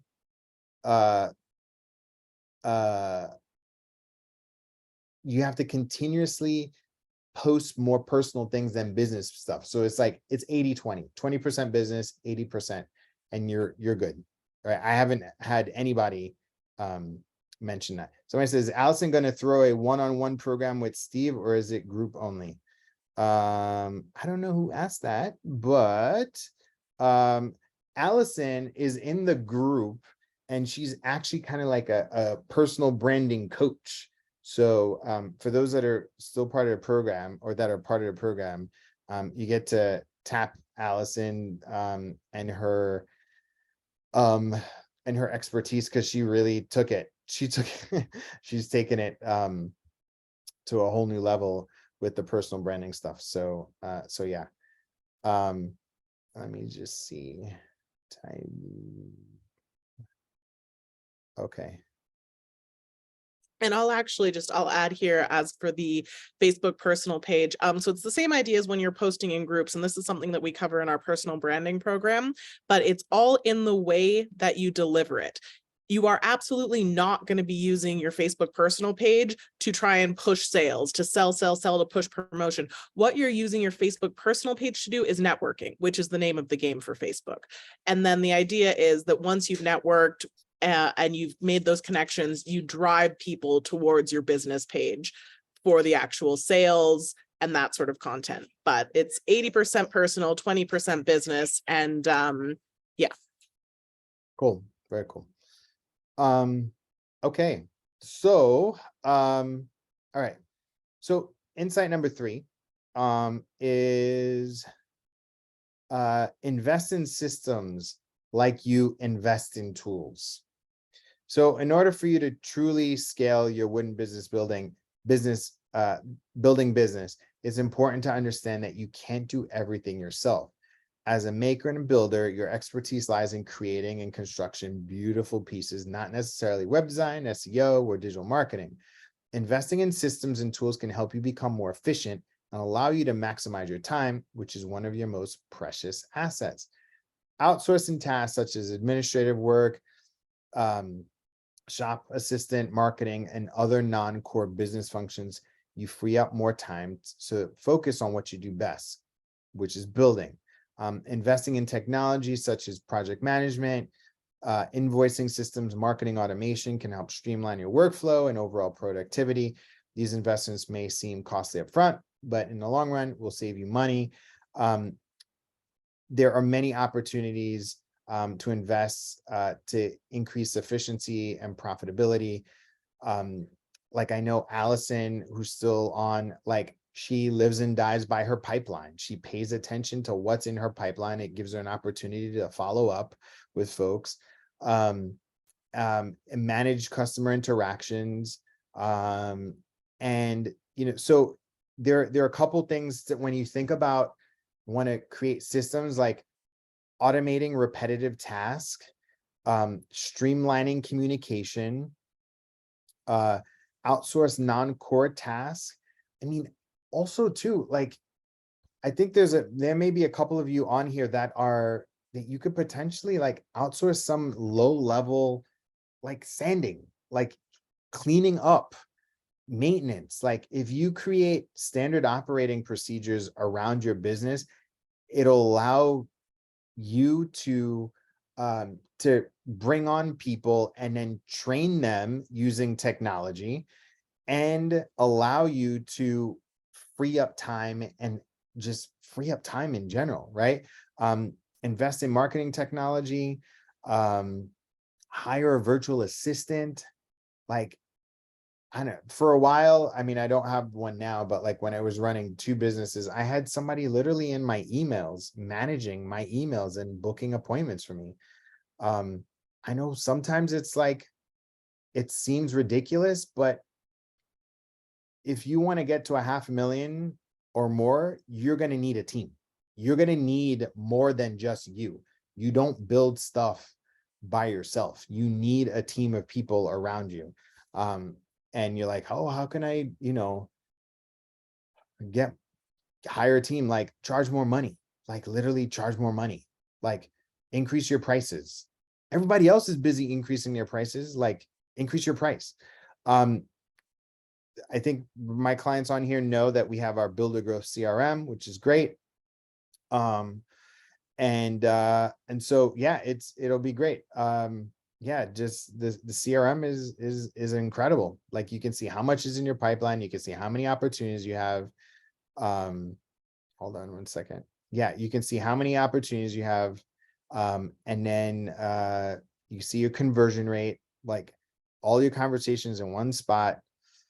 Okay, so insight number 4, AI is going to make your job so much easier, so much.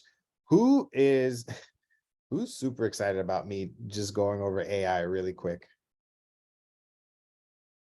Who is? I just want to see who's excited. Okay. So, let me see. Okay.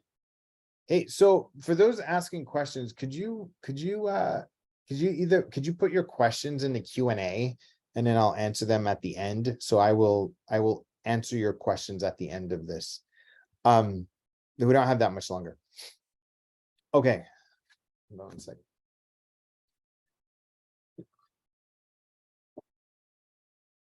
Okay. So the rise of ChatGPT and AI is changing the way we work. It's making our jobs as woodpreneurs easier, much easier. From writing social media captions to creating video scripts to even generating articles for our website, AI is taking tasks that would have previously required hiring an employee.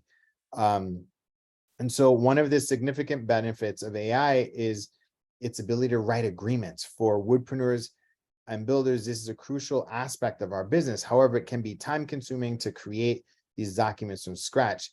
AI can take over tasks such as and create necessarily legal language is included, right?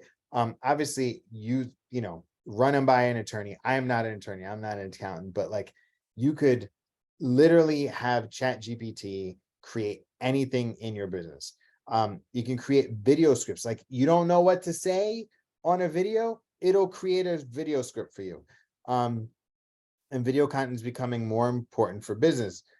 Creating high quality videos can be challenging. With AI, we can, create scripts easily and quickly, ensuring our videos are engaging and informative. Like, that's another use case is leveraging search engine optimization, writing articles for our websites to improve search engine rankings, attract more visitors to our website. Like, if you need a new headline for your web page, it's great there. One that we are super duper excited about right now is Midjourney, right? It allows us to offer. So what I'm doing for folks is that, like, I created a mini training on how to create design consultations and proposals for clients. So this not only creates a new revenue stream, but allows us to push our work forward.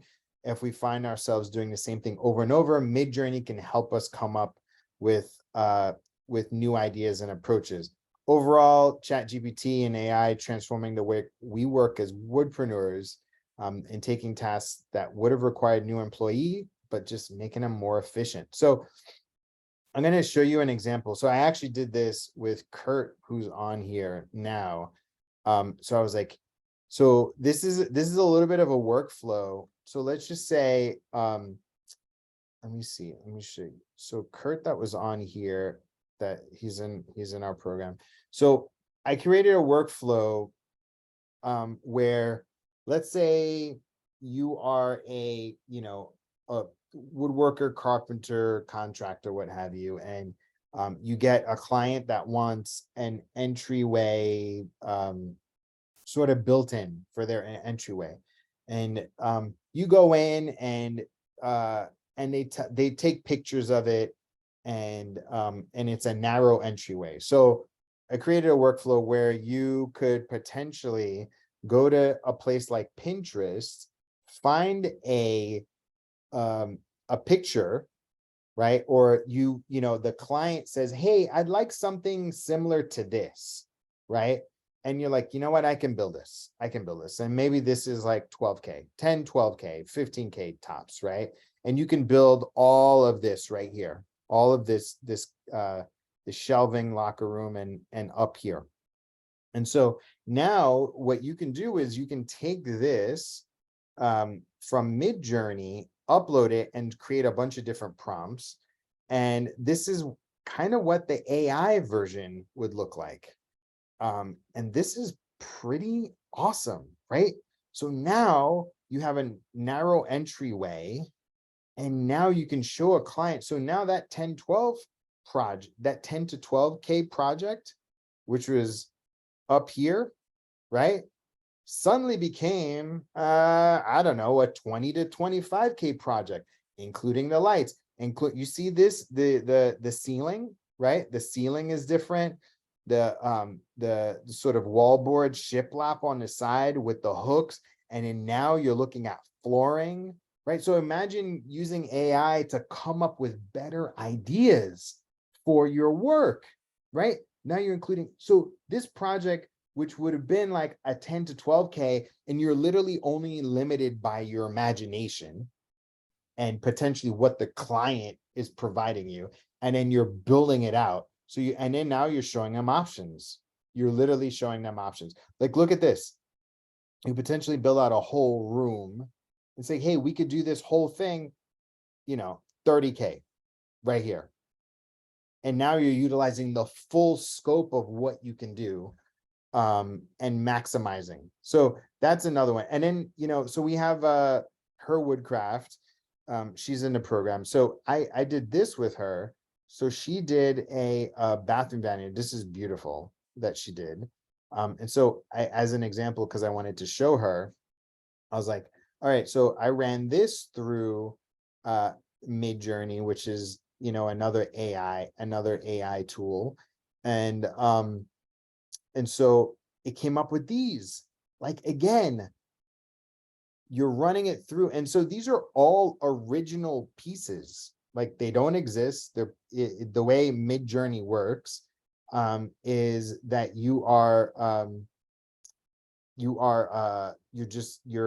it's gathering data and influences from all over the web, and it's creating new images based off of text prompts. So again, here's new examples, right?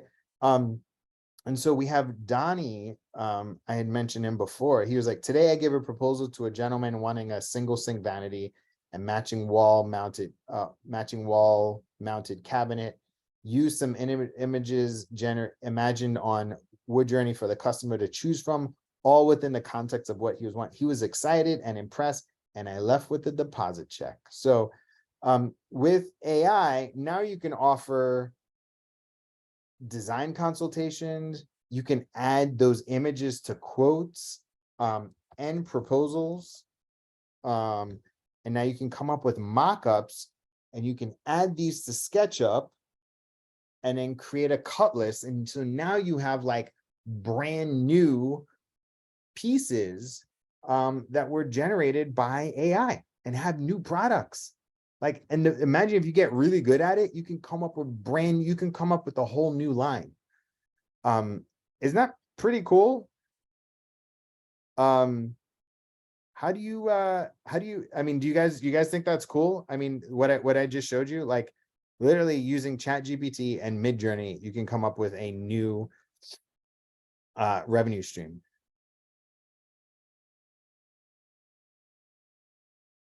What do you guys think? Is that cool?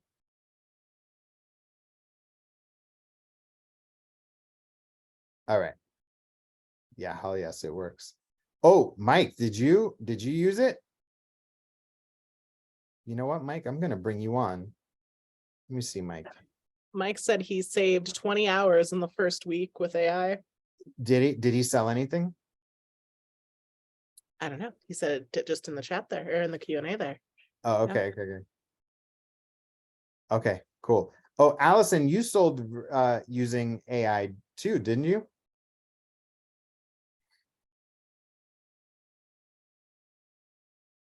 All right. Let's see. Yeah, a bed 5K. Yeah, awesome. That's so cool. So cool. Very cool. Yeah, that's so cool. All right. So AI, very cool. Okay, so that's it for the that's it for the main stuff. And so so now I have a bonus. So I have so anyone who wants to work with Builder Growth or who desires some level of implementation and consultation on what they're doing wrong, I want to present you something new. As many of you know, we have our mentorship program, and it costs $5K for 6 months. We've had dozens of clients go through it in the last 20 months. But after talking to woodpreneurs and builders who can't afford us to have us work on their business, looking to get the best results in our agency services, we decided to create something new. It's a new implementation consultation program meant for anyone doing 10 to 15K or less. And so anyway, who wants to see my new offer / program? I think I think most of you guys are who's I think that I have a bunch of clients in here. And so for my clients that are in here, if you joined recently, don't worry, you're getting this stuff. And if you are already existing and you joined a while ago, talk to us. You will get some of this stuff if you're still in the program. But so anyway, I have a killer program that I want to show you guys.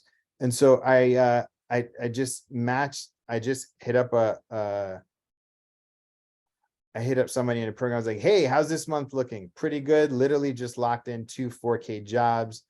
And today, one wood project for an apartment complex, 4,400 and a wall for a past client. So the thing is called, a program is called the 6-figure mentorship program, and it's really designed to get you to mid to past 6 figures. And so I'm stopping the old program because I really want to focus on this. Here's what you're going to get: a personalized business strategy and assessment. And so these are all values that you see in red. So these are all the values that you're of what you're going to get. A personalized business strategy assessment. Right now we're doing 2 calls per week, but we're going to increase next month to 4 calls per week. We have a bunch of different trainings, access to a client success coach, and Brittany is our client success coach who's going to support you over 6 months. We have a 24/7 on-demand chat where you can ask questions anytime.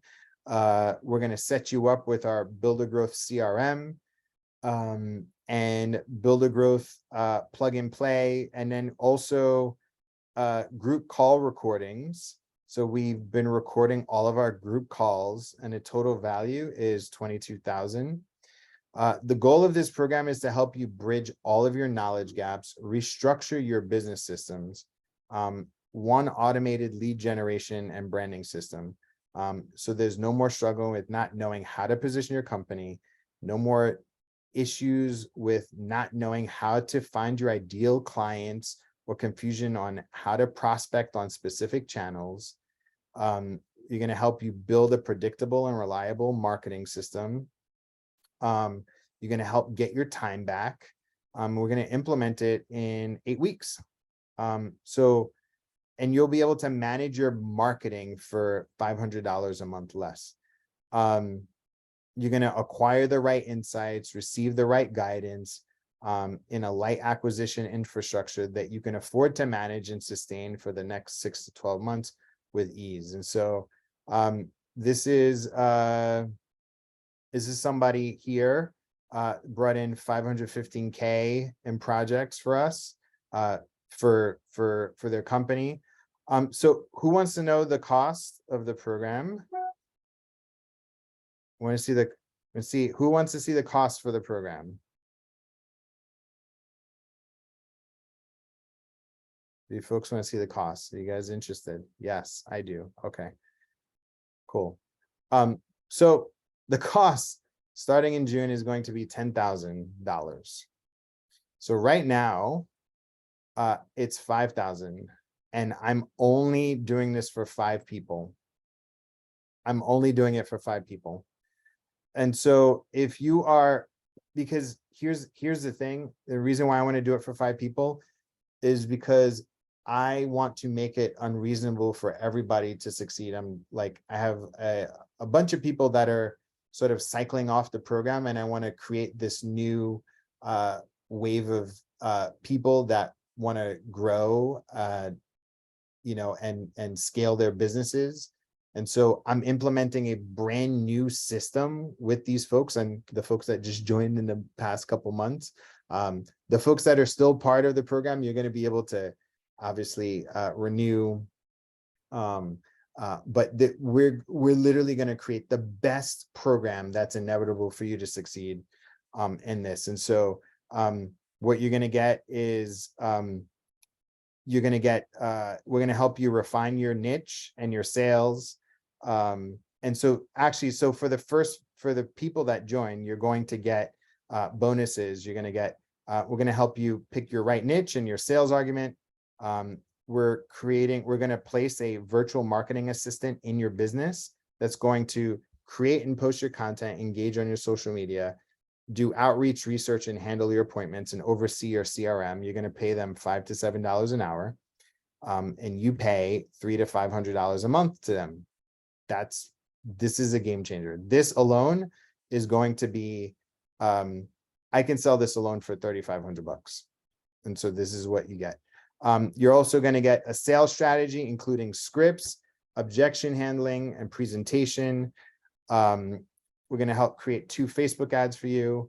We're bringing on a content creator who's like a creative director who's going to help with your content. We'll audit your website, give you SEO recommendations, logo refresh. We just did a training that will help you walk through a design consultation revenue stream. It's what that guy Mike, who just sold 5K, that's what he's did. We just did a Google PPC training. And then we're going to help you build a campaign, help you pick your acquisition channel, Facebook or Instagram, craft your messaging. And then we guarantee that you'll 2x your ROI with us in 6 months, or we work with you one-on-one until you do.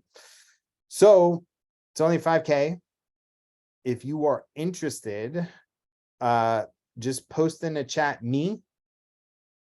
If you post in the chat me, Brittany will be in touch and we'll book a time. I'm saving time over the next couple of days to talk to folks to see if you're the right fit for the program. But the price is going up.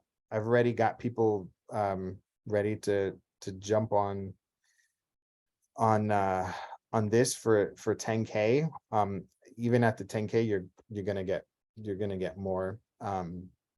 But yeah, if you want steps on claiming this offer, so we've blocked a few slots for the rest of the week to get 5 people signed up. But you got to book a time if you're interested. If you are remotely interested, let's be in touch. This is Brittany. If you want to somehow share this, let's see.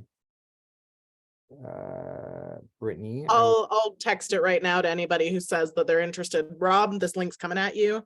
Okay. So yeah, just send that to me, Steve, and I'll send that off to anyone who Okay, responds. cool. So what's the cost of not taking advantage of this offer? You can buy a bunch of different courses. You could try YouTube. You could try to go at it alone.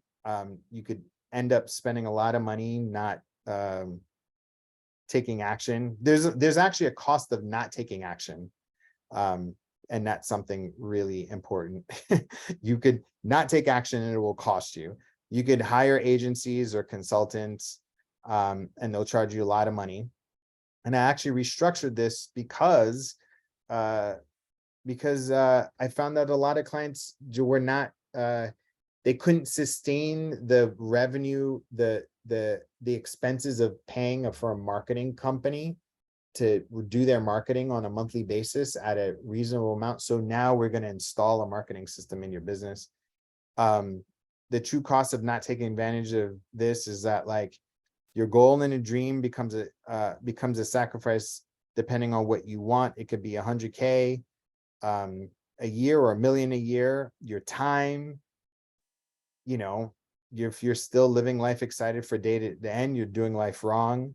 The sooner you start working towards your goal, you start enjoying each day of this life, regardless of how much work we will be putting in.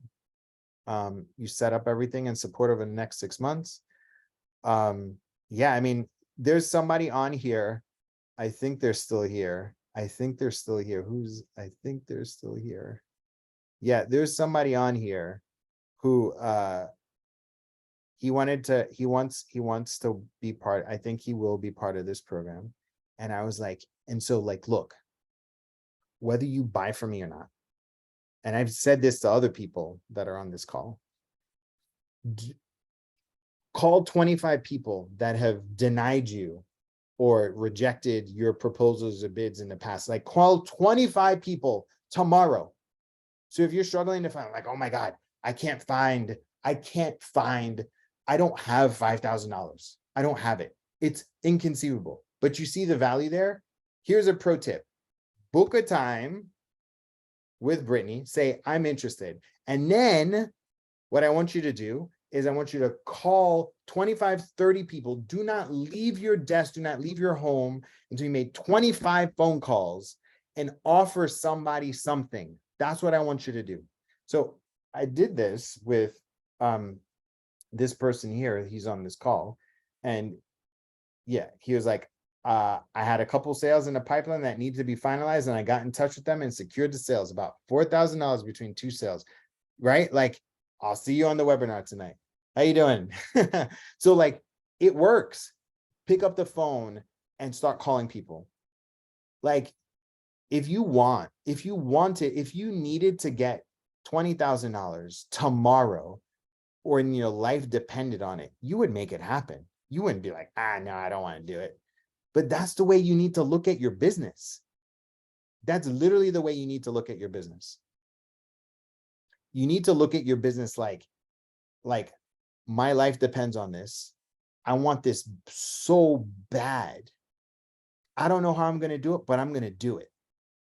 Because if you're not at that level, that you don't want to grow so bad, and you're tired of, like, just mediocreness and, like, just barely scraping by, and you really want to be around somebody that's just like, that's gonna push you to succeed and push you to grow, $5,000 is nothing. That's why I'm raising the price, because I'm literally going to build the best program for wood businesses. And so, like, you want to get in on this price because it's going to only get better, and you want to be in the ecosystem, and you want to be part of, like, the community that we're building, and you're around people that are like supportive and positive and growing, and like take responsibility and take action. Don't make excuses. They make it happen. Like, that's who you want to be around. Like, I was just in San Diego the other day. I'm around people that are making like 8 figures, 7, 8 figures. They just think differently. If you want to bring in $40,000, $50,000 a month, like, you need to be around different people. You need to be around somebody that's done it before. You need to be around people having the right mental models, the right frameworks, the right, like, that's what you need. Okay, so for the next 24 hours, we'll have slots available to jump on a call with me. And then once we hit the 5, we're turning it off. The requirements for the program: you need to have a positive and growth mindset. You need to take responsibility for your success. You need to be excited and have time to implement. This is a really big thing. Do not join if you don't have the time. And don't blame me because you didn't have the time. Like, you need to have the time. You need to invest the time. You need to invest like your life depended on it. Like, you want this? You really want this? You need to put in the time. If it's less hours watching Netflix or whatever, like, that's what you need to do. And you need to be excited and not stressed about the investment. So I told you I'm making, $80,000 in mentors this year. 80,000. And so for me, I'm like, I'm excited. I'm already seeing the benefits of it. Totally. My mindset has changed automatically. And you actually would be surprised that, like, even making a little investment in yourself is going to reap reward, because you're going to actually start to rise to the level of where you see for yourself. And then I got a bunch of ninja stuff that I'm going to be implementing next month. So if you're still part of the program and you're part of the program now, don't worry. All this stuff is coming for you and more. All right. So yeah. We'll also prioritize clients in the main program as they're investing 3 times as much to work with us. So if you made it to the end of this webinar, I know one thing: you take action, you listen to 19 people on here, you are invested in your business. I'm going to do a bonus video in the Facebook group about all of those questions that folks have. And that's it. So what questions do folks have? Please tell me any questions that you may have. I would love to answer them.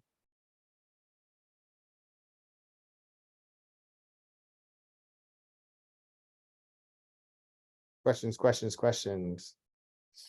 Oh, so TJ said, because of increased automation in the near future, how do you feel about designers digging deeper into specific skills that are becoming more and more rare, as opposed to machining, wood turning, glass blowing, as opposed to machining, plywood, cabinetry, welding? I don't really have an opinion about that, actually.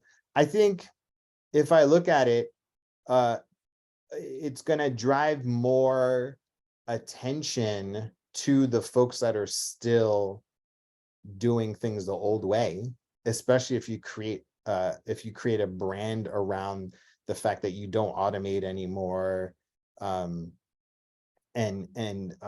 you're doing things like an old-fashioned classic, artisan way. Like, yeah, that I feel like that could definitely.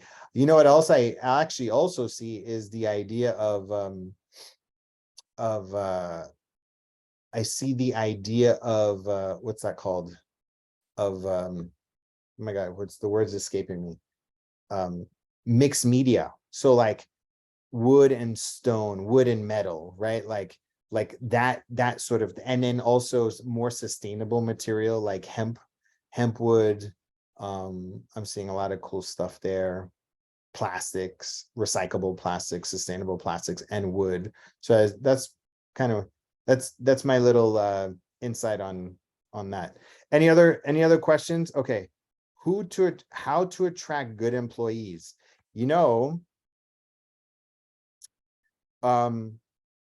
Okay. So how to attract good employees? Build a better brand, and then you'll have people coming to you. Especially if you build the especially if you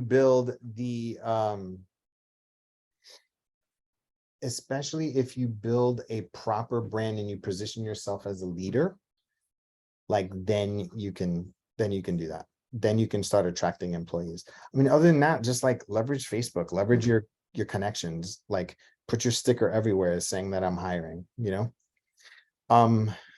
Okay, Trent, we'll get you into a Facebook group. this week.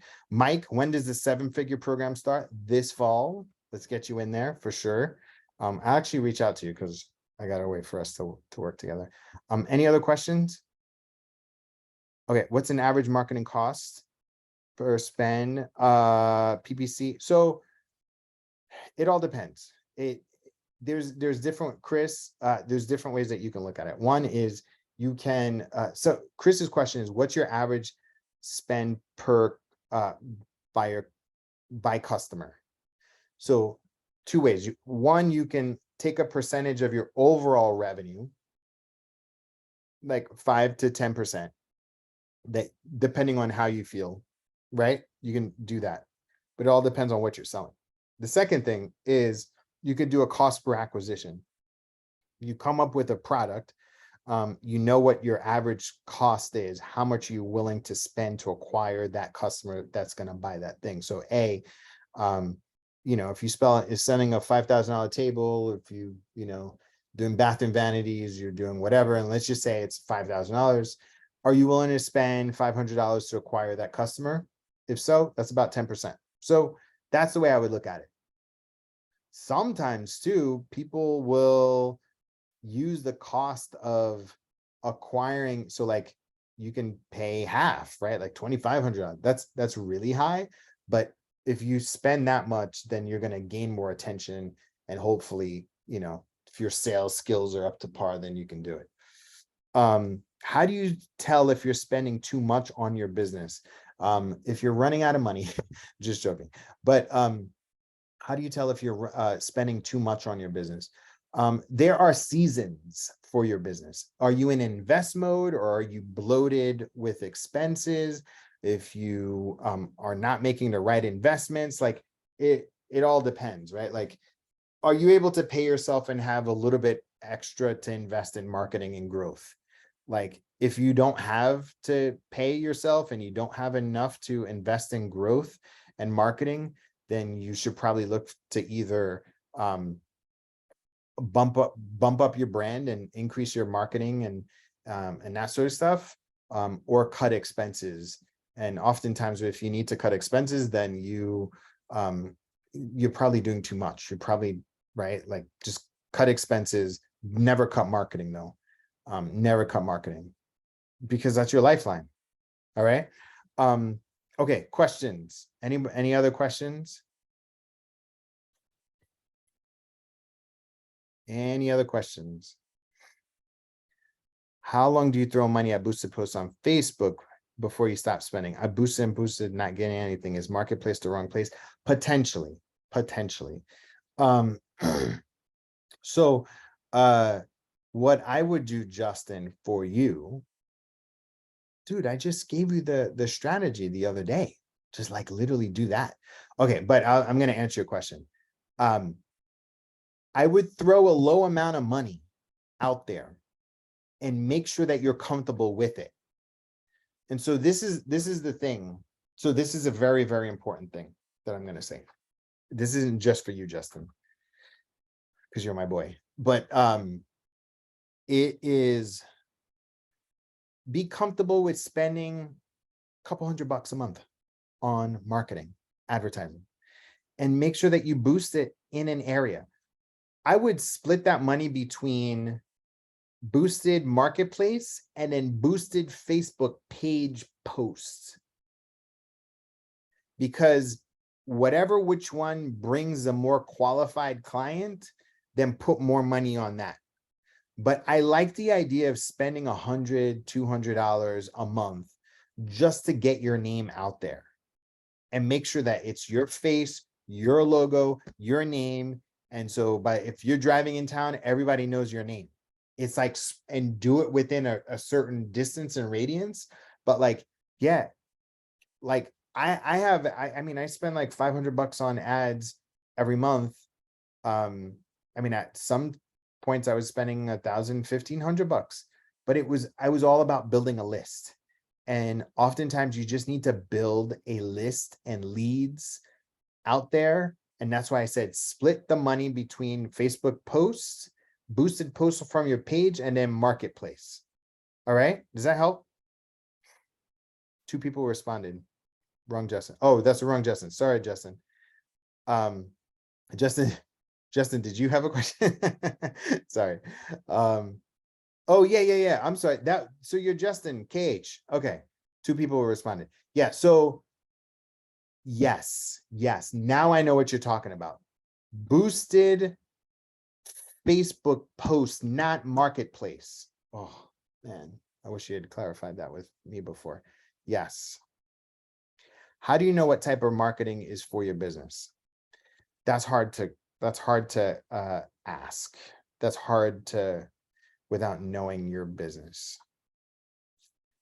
I would say, how do you know it's the right type of marketing for your business? Is knowing who your customer is and where do they spend the most time and how do they like to be communicated with? Because Sawyers, if your business is Sawyers and other woodworkers or whatever, they like to be communicated in one way versus like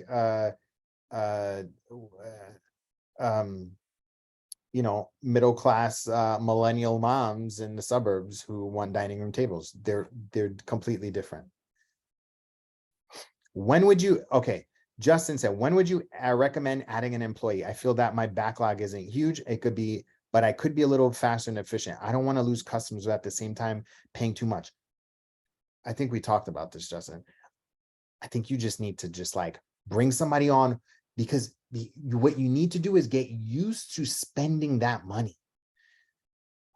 Everybody, and I'm not saying this to you. I'm like, everybody always feels like they want to hold on to that money.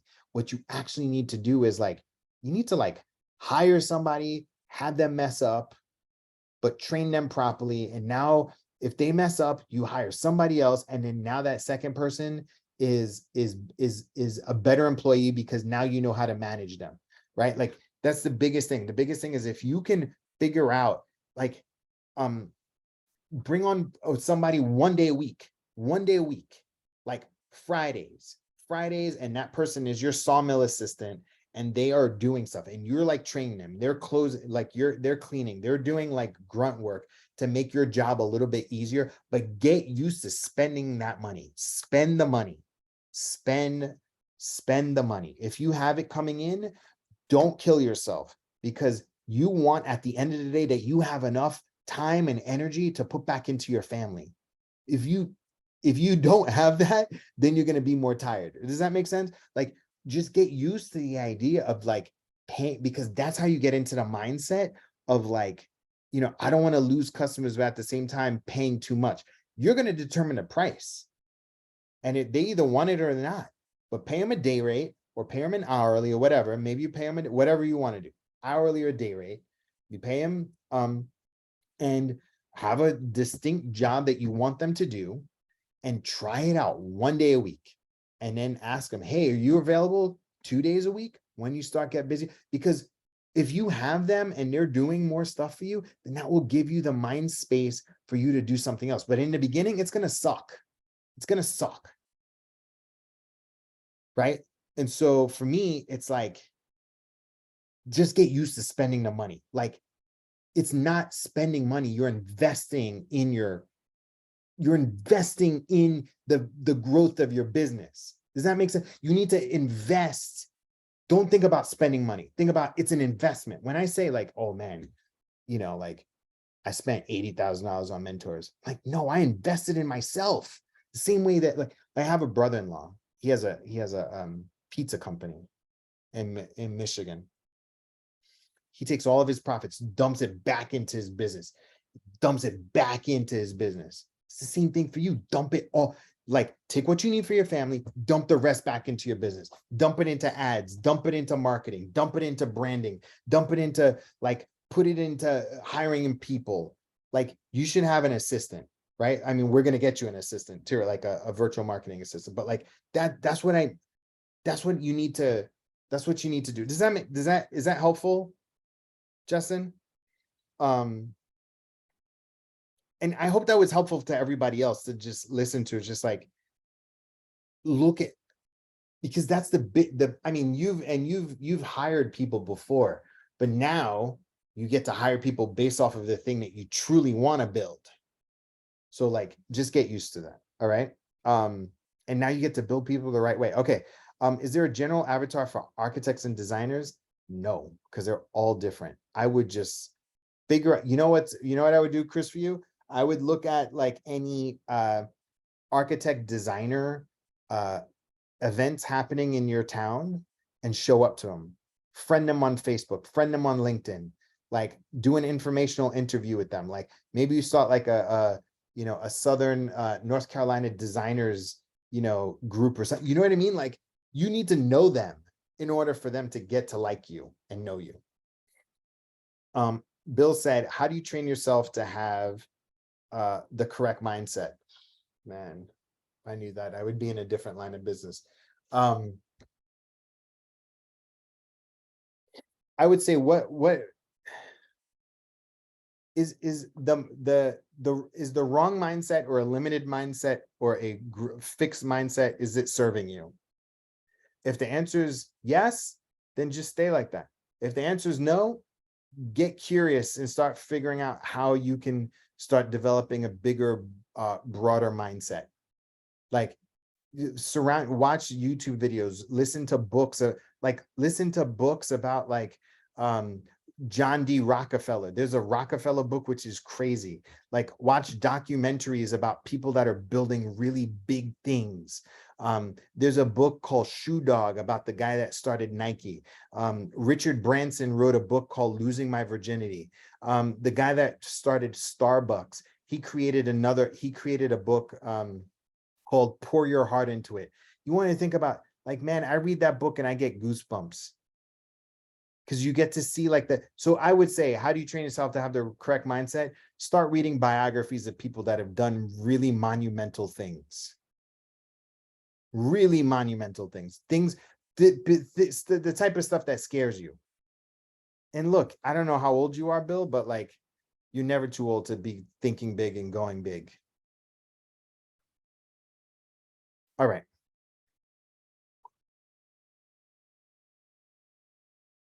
Any other questions? All right.